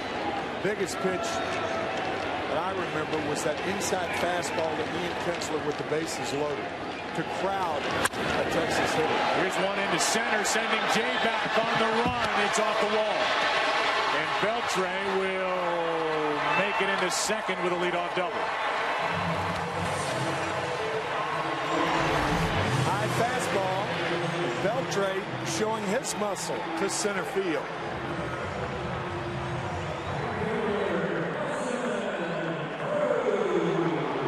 So a 4-hit night for Adrian Beltre, and that's his first extra base hit. Here comes Dave Duncan. Nelson Cruz coming up. Joe, it's 14-6. You want to get John Lynch in here to finish up this game? He is getting ready for tomorrow. And the late game crosser down the street here in Arlington with the Cowboys and the Rams. Dotel again. And we've already talked about it, but it's worth repeating. Big day on Fox. Doubleheader NFL action there. The matchups early, including the Falcons and Lions, which has turned into a good game. And America's Game of the Week. Tom Brenneman, Troy Aikman, Pam Oliver, the Packers and the Vikings, or the Rams and the Cowboys. Steven Jackson had a nice day at Green Bay last week, and Tony Romo have had those 2 300-plus yard games, but Cowboys have lost their last 2. That's at Cowboys Stadium, and Lance Berkman and Josh Hamilton are scheduled to be there for the coin toss as the ceremonial captains for each team. That'll be pretty exciting for Lance and Josh, I would think. Just to get in that stadium is exciting. Yeah. Here's a 1-0. Outside, 2-0 from Lynn.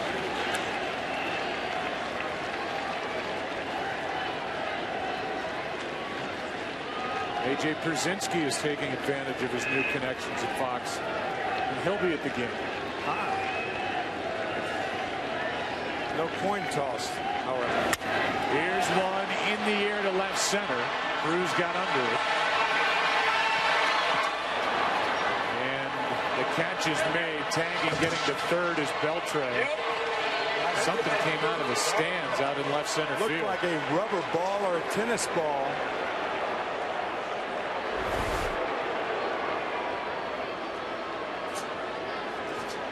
Tony La Russa is going to go out and talk to the umpire. I think he's got a good point. It's fan interference. How in the world could somebody do that? A child. Beltre tagged and went to 3rd, and La Russa's talking to Alfonso Marquez.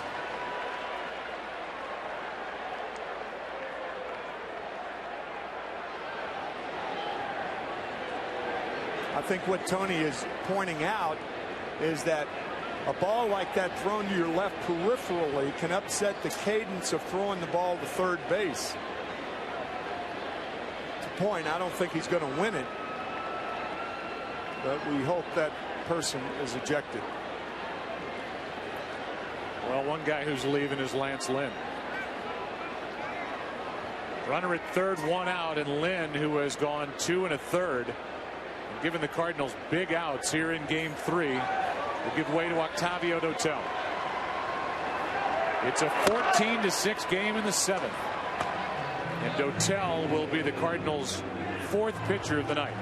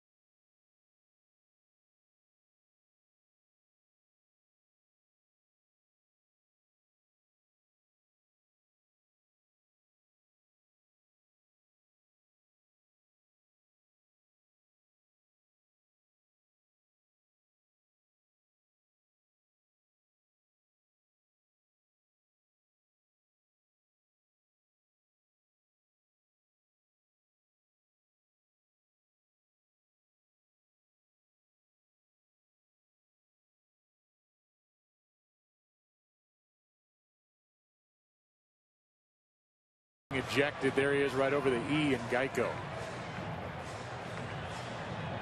And so he is being, that's a live shot of him being ejected and going up the walkway with whoever he's here with tonight. And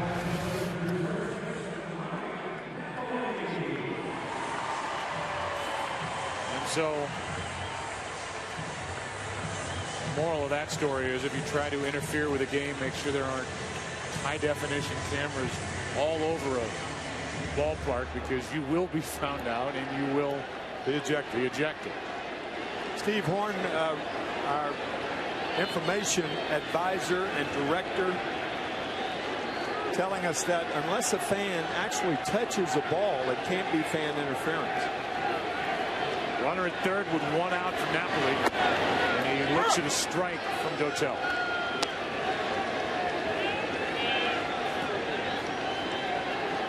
Napoli with a sac fly as a single. He's 1 for 2. Trying to get the Rangers a little bit closer here in the 7th.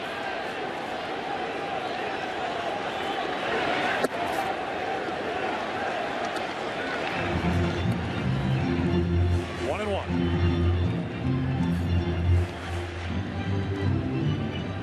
David Murphy on deck. Lead off double by Beltre. Cruz with the fly ball into left, and now the 1-1 to Napoli. 2-1. These are two teams meeting in the World Series who had their bullpens really added to by their general managers in the month of July. In the case of the Rangers, also in August with Gonzalez. Dotel came to the Cardinals, and he's been used a lot. As he fires a fastball for strike 2.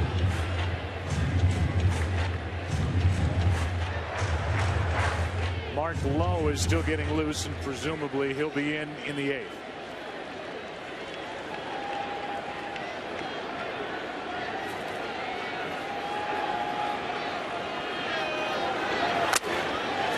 That foul tip caught the mask of Molina.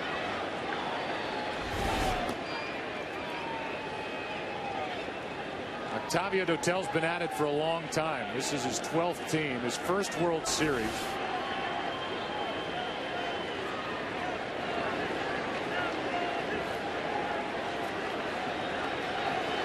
He was a big weapon for the Cardinals in the NLCS against Ryan Braun, number 3 hitter for the Brewers.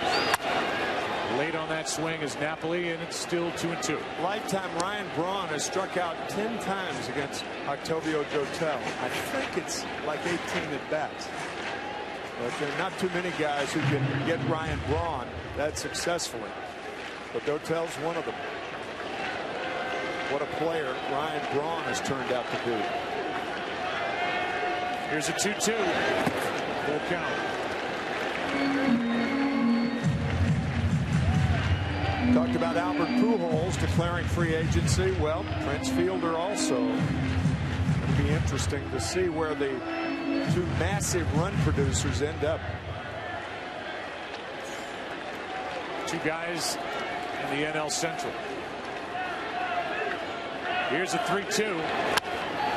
That's into left. Holiday drifts back to make the catch. Tagging and scoring is Beltre, and it's 14-7. Second sac fly tonight by Napoli. And like a football score you might see tomorrow on Fox NFL Sunday. 14-7. Major League Baseball is proud to support Boys and Girls Clubs of America. Visit bgca.org to see where great futures start. And now David Murphy with the bases empty, 2 out. Fouls it away. So for Lance Lynn, 2 1/3, 1 run, 3 hits. A couple of walks, a couple of strikeouts, and he did a nice job.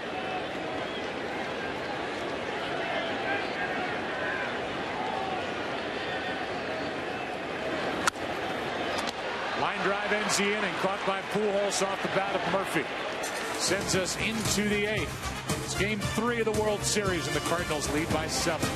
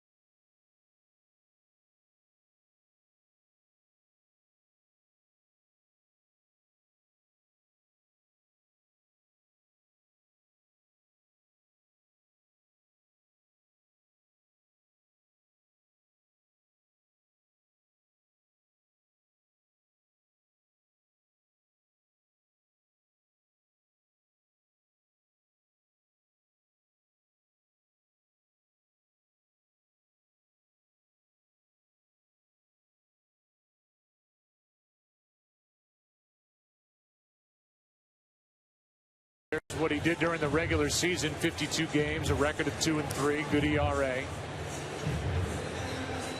He'll try to keep it a 7-run game as the Cardinals become the first team in World Series history with 4 consecutive multi-run innings. 4 in the 4th, 3 in the 5th, 4 in the 6th, 2 in the 7th. Here's Berkman, who's been a part of all that. Single in the 4th, walked and scored in the 5th, single in the 6th. The wind has really picked up. Ball 1.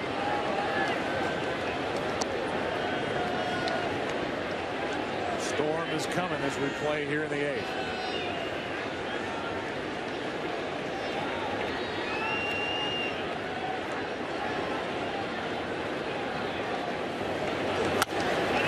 One ball, one strike.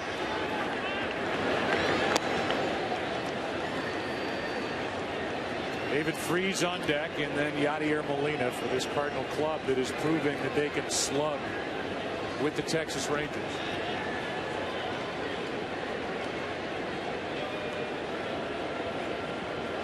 Tigers could not. Tampa Bay Rays could not. Makes it 2-1.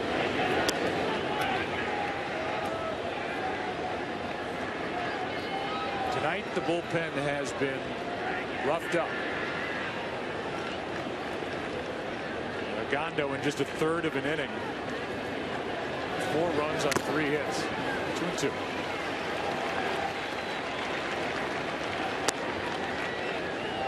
To echo once again, the Ranger bullpen 4-0 in the ALCS. Only the 2nd time in 154 best 4 out of 7 series where the bullpen won all the games. Another time it was done was 1997 when Cleveland did it against Baltimore.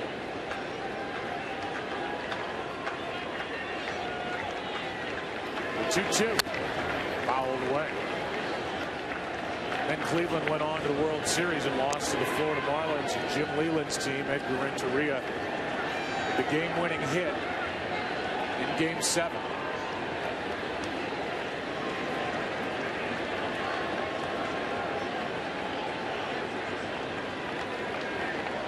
Lowe gets the sign from Torrealba, and here comes the 2-2.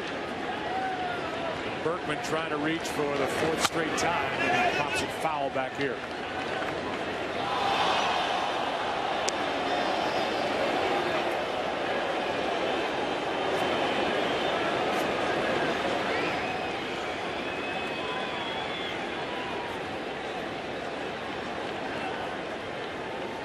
Cardinals came in hitting .203 as a team through 2 games of this World Series, but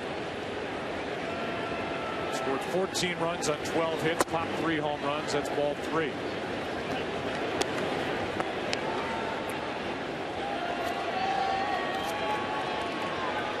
Mark McGwire in his 2nd season as hitting coach, and his return to the game.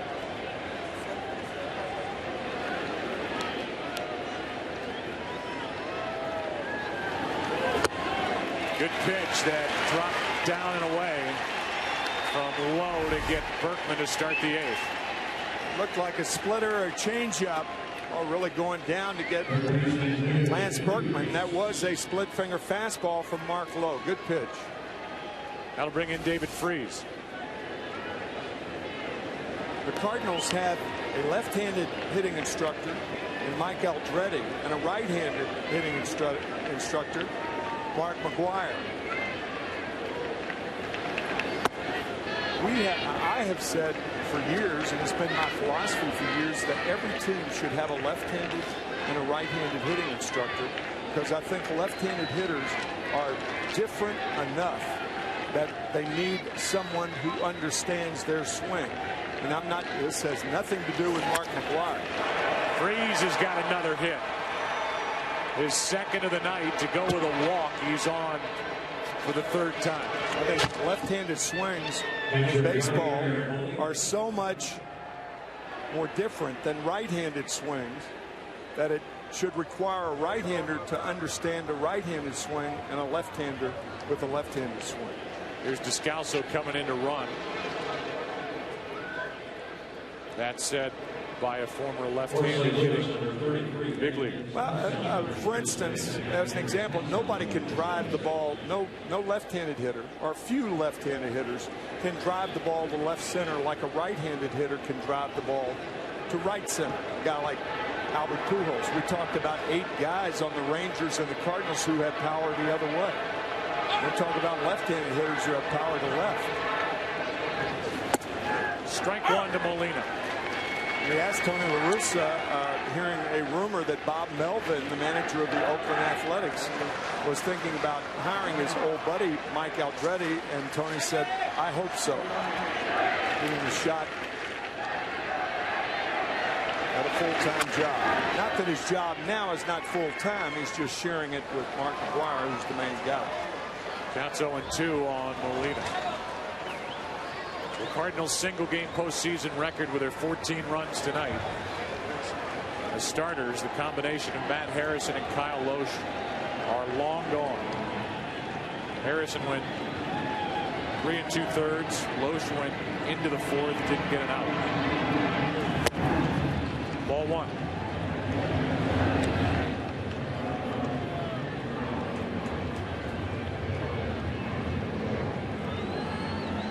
John Jay has not been in on the fun. He's 0 for 4 and waiting on deck.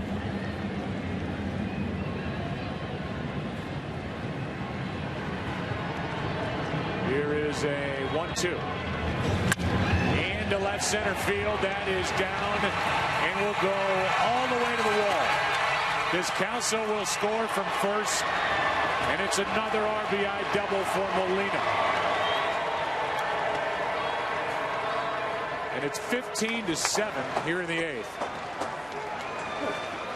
4th RBI of the night for Yadier Molina, whose brothers Benji and Jose were in St. Louis. We talked about it, the only 3 brothers to win World Series rings, and Yadier is trying to win his 2nd. Pitch was up from low, and Descalso, who took over as a pinch runner, scored easily.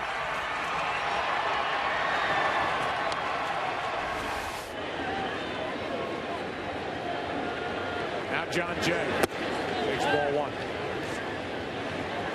Now, watching McGwire, I got a chance to be around this team, the Cardinals, when McGwire was playing and setting the home run record back in 1998. He passed Maris. He won a title with the A's back in '89 with Tony La Russa. I think in some ways, the Cardinals were to win this World Series, he will get as much, maybe more in some ways, out of it, because he has taken to coaching. It hasn't surprised La Russa, but it might have surprised Mark a little bit, because he loves being around these young hitters, sharing what he learned as a hitter. And didn't think he would initially, right? I don't think he knew. I don't think he knew what the reception would be getting back around the game of baseball after the record-setting season, and then leaving with a bad knee and a steroid story, which he admitted to steroid use. An interview with Bob Costas prior to him coming back to the game, as Jay grounds out the first, 2 out. But now people have left him alone, and that stuff is seemingly behind him, except every year when he fails to get enough votes to be a Hall of Fame player. After his career, Ken Rosenthal is with us, and what are the reports you get regarding McGwire as a hitting coach? Well, Joe, they're only good, and I am very close to him down near their dugout, and I can tell you he is into every pitch, even now with an 8-run lead. And I know you can say, well, all hitting coaches are, but there is an intensity about him that is pretty rare. Kenny, you vote. Do you think McGwire will ever be a Hall of Famer? I don't know. And I would say no, but time does heal a lot of wounds. And at some point, the writers, including myself, are going to have to come to terms with that era. And whether we keep an entire generation of players out or whether we start to let some of them in. Right now, it doesn't look good for him. His percentages have been around 25%. But again, he has 15 years total on the ballot. It's not over yet. Yeah, and I like what you say there, because it really is an era, and it's impossible to stand back and pick and choose who you think did or didn't do steroids. Which ones? That's right. It's impossible to know. You know the obvious looking guys, but I mean, you don't know the true full story. Pitch is up and away, 1 ball, 2 strikes. As Darren Oliver gets loose. Lowe trying to get through this 8th. He's allowed to run on 2 hits.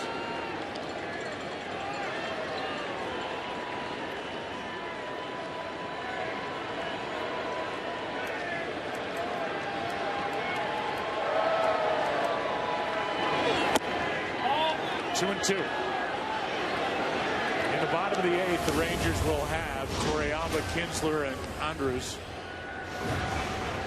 Look ahead to a big day of sports tomorrow, starting with the Built Ford Tough Fox NFL Sunday pregame show.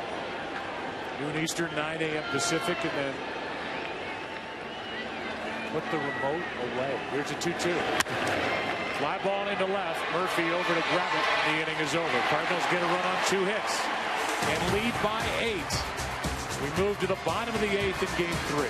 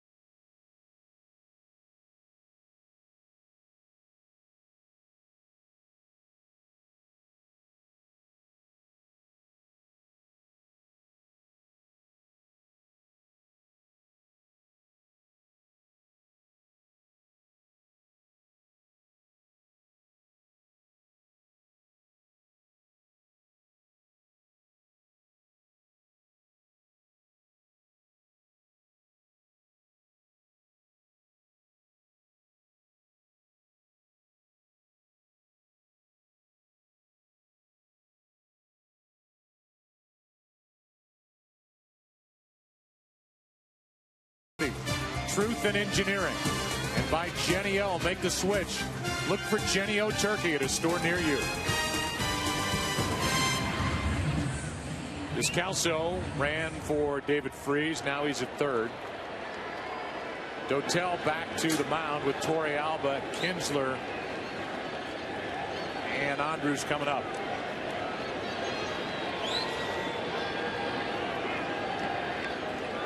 Urquidy is 1 for 2. He's walked, singled, and struck out.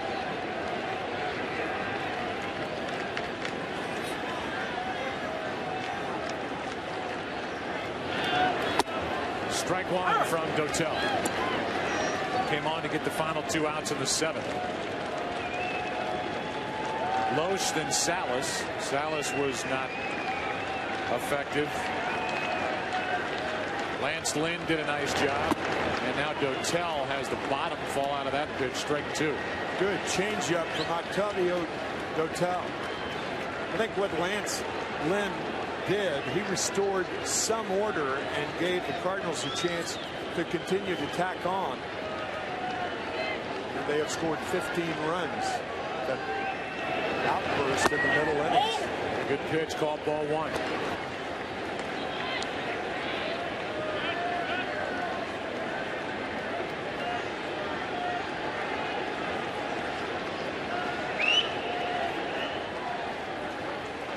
Here's a 1-2 from Dotel. To the right side and through the right side. And the Rangers put their leadoff man on here in the 8th.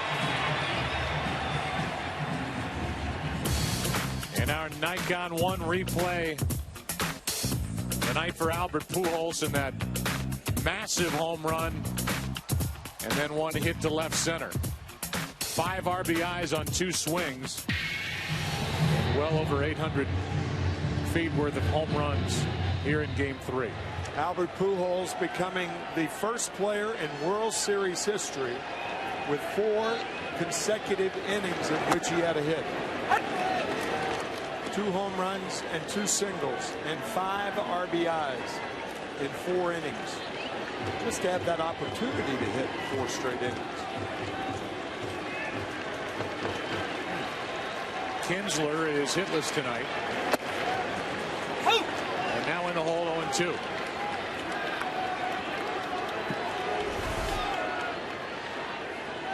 Ian thought that pitch was outside, and he had a point. Edwin Jackson, Derek Holland. Tomorrow night in Game 4, the 0-2. Ball 1.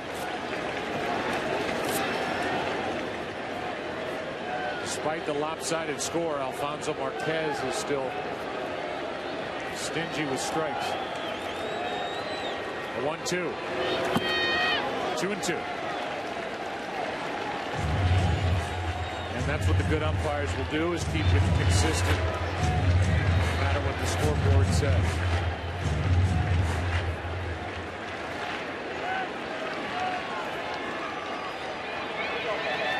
But Pujols talking it over on a 2-2 pitch. In the hole for Kyle, gets the out at second. Well played. Feeds Terrio covering 1 away.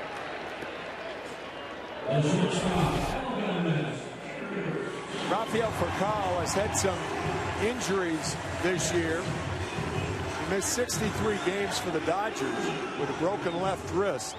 The one thing that is not injured on the body of Rafael Furcal is that right arm. He still has that cannon hanging from his right shoulder. Here is Elvis Andrus. Strike 1. Elvis with 2 hits. 1 run scored.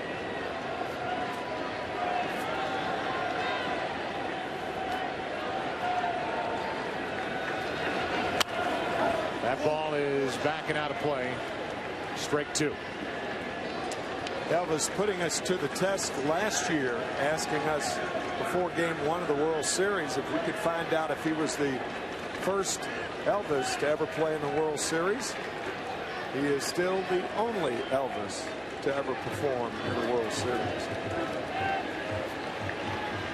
He is a delightful young man from Venezuela. Here's the 0-2. Dotel fooled him, 2 out.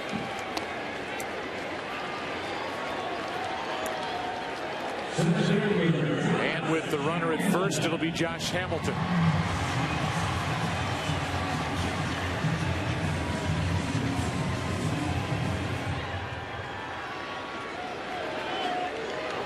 If Josh makes an out, you may see Ron Washington taking him out of the game in an 8-run ball game. We'll find out. Yep. As Furcal goes to the bag, hey, stick around. Albert Pujols due up 3rd in the 9th inning. He can try and tie history. Last guy to go deep 3 times in a game, got a nickname out of it. Mr. October, Reggie Jackson. Pujols coming up. Cardinals lead by 8.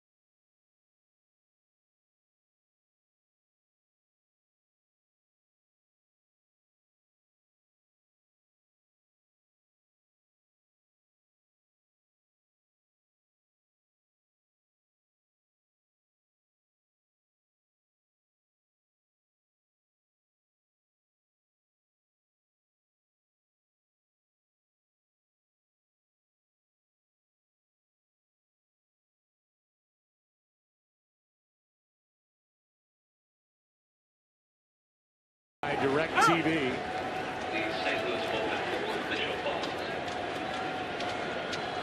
Greg Gentry takes over in center, so Hamilton will rest up for tomorrow. That's foul.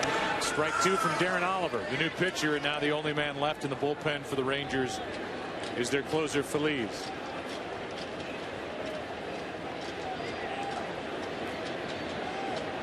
Cardinals have action in their bullpen.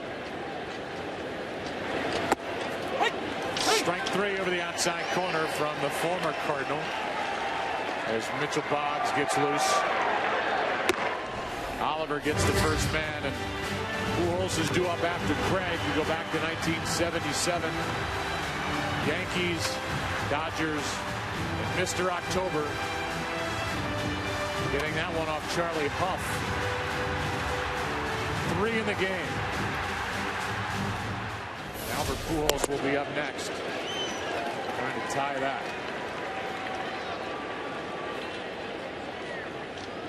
Alan Craig walked in front of Pujols' last home run. The 0-1. Nice play by Beltre, sliding to his right. Well, he's good. 2 down, and here comes Pujols.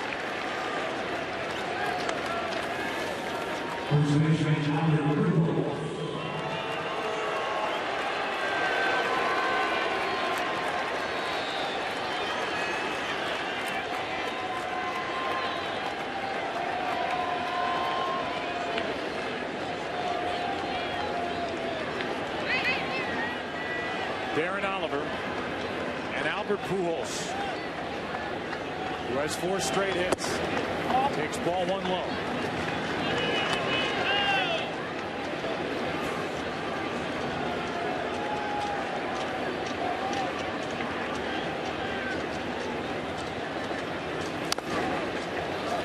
That one fouled at the plate, a ball and a strike. 15-7 game here in game 3. Rangers will have Young, Beltre, and Cruz. The bottom half of the 9th. Here's a 1-1. Ball 2. We left Tony La Russa's office. A pregame chat as we do with each manager. He said, well, hope we play the bottom of the 9th. The road, the Cardinals hoping that that would be the case, and there will be a bottom of the 9th as the count goes to 2-2.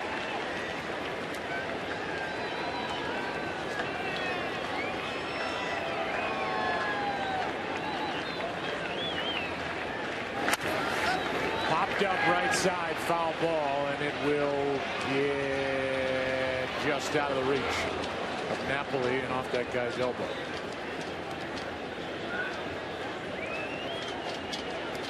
Pujols grounded out his first time, then singled in the 4th, led off that 4-run rally.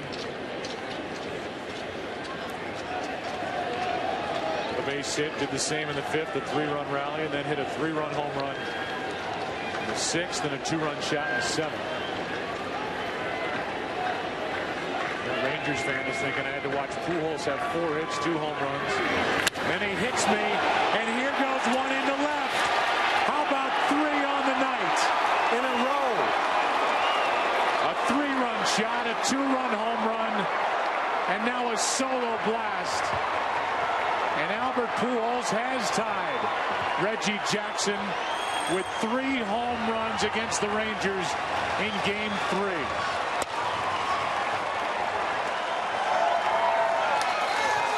Wow. That's a wow.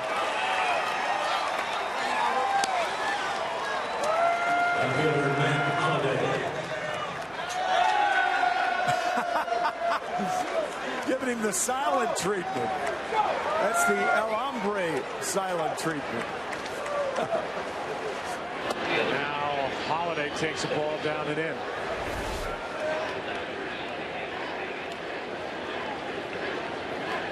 Frightening. You can see the look on Oliver's face. He just became Charlie Huff, giving up the 3rd home run in a World Series game. Pujols has made it 16-7.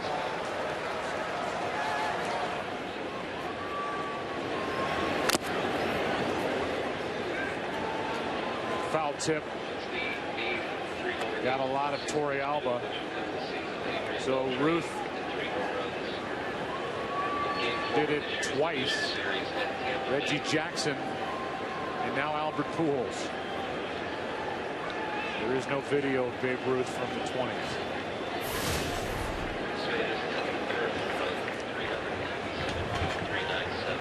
You know, as much as how it's affected this game, Joe, how's it going to affect tomorrow and beyond in the World Series? And not only how they pitch him, but will they walk him? I mean, we saw Ron Washington walk Miguel Cabrera of the Detroit Tigers with 1 out and nobody on in a tie game in the 8th inning. That was game 4 in Detroit. That ends the inning. An inning that featured the 3rd home run of the night by Albert Pujols. Just under 400 feet, 397. Into left center field.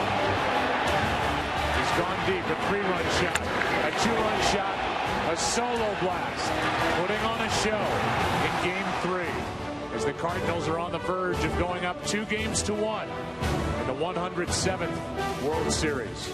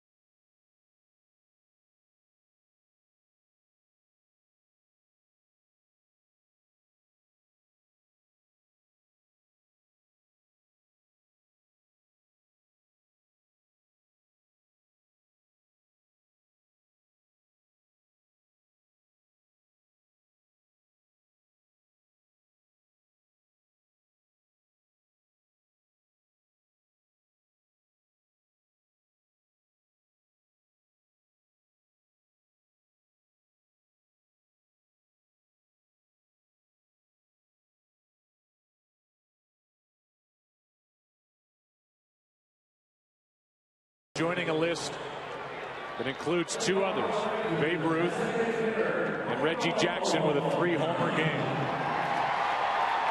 And made it 16-7 as Mitchell Boggs takes over. There his numbers this postseason. For a short while, took over the closer's role, and then not too long after that, he was back in the minor leagues. Michael Young first up, 95-mile-per-hour heat from Boggs, who has a 9-run cushion, strike 1.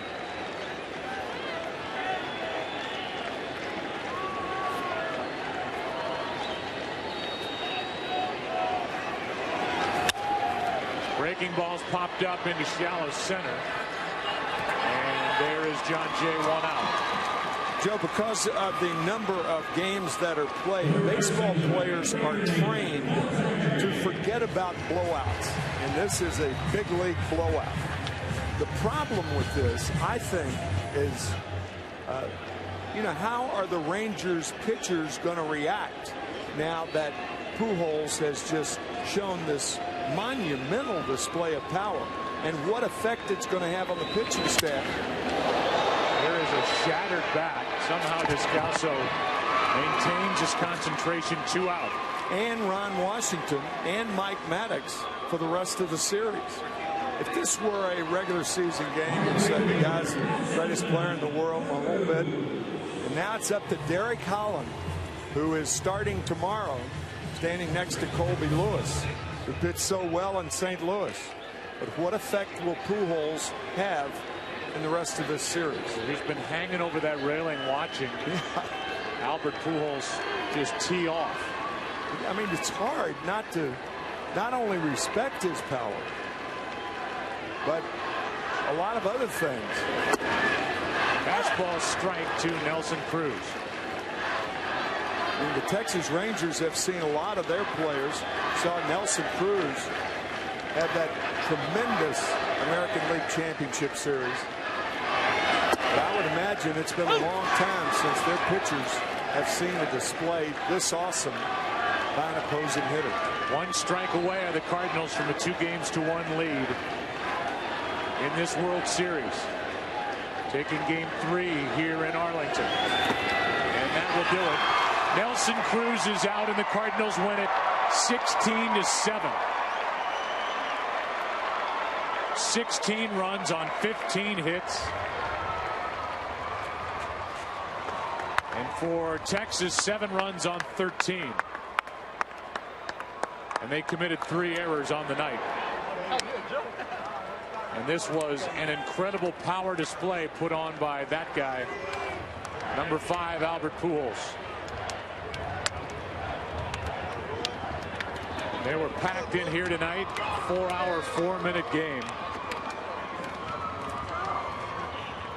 And guess who gets the nod as the guy who brings you the Audi plays of the game.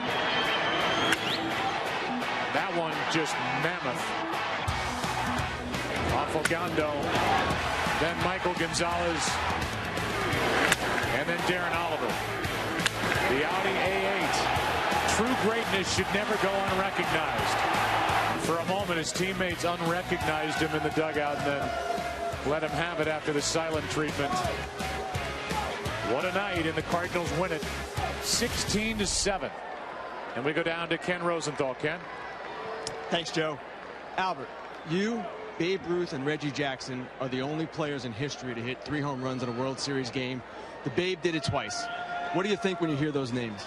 You know what? It's an honor, you know, to be named in the same category of those guys. But I just thank God that I was able to come out today and help our ball club to win, you know, and hopefully I can do that tomorrow again. You were 0 for 6 coming into this game. You were at 5 hits tonight. Did you come in with a special purpose today? You know what? I don't look at the 0 for 6. I look at how quality our bat was having. I just hit in the ball hard and I don't get any hits. But all it takes is 1 good game, and now I got 5 hits. So what are they gonna say about it? You've hit a lot of big home runs. You've hit a lot of long home runs. Where do you rank the one off Ogando? You know why? It doesn't matter how far you go. At that time, we needed a score, and I just wanted to look for a good pitch to hit. He's a great pitcher, and he leave the ball up, and I was putting my best swing of the night. And I'm just glad, you know, we got back on the board after they scored a couple of runs. After they scored 3 runs in that inning. A lot of runs tonight. Was it the weather? Was it the ballpark? The pitching? The hitting? What happened? You know what? You have 2 offensive ball club. You know, I mean, that's all the talking work coming into this series, and. You know, I mean, obviously, both of the pitchers were good, but, you know, if you leave the ball up in this park, I mean, it's going to carry a little bit more than what it's carrying in St. Louis. So, you know what, there's so many guys that contribute tonight. Jari has some huge night. Freeze, Alan is starting again. Mike got some huge shit. I mean, this is a team win, and we did a great job, and we just need to come up tomorrow and do the same. Hey, best night of your career? You know what, I'll let you know after we win it, hopefully. So right now, you know, I just glad, you know, that we just won a game, you know, after a tough one in St. Louis. Thank you, Albert. Right. Joe, back to you. All right, game 3 of the 2011 World Series will be remembered for 1 man and 3 swings. A 3-run shot in the 6th, a 2-run shot in the 7th, a solo shot in the 9th. And the Cardinals win game 3, 16-7.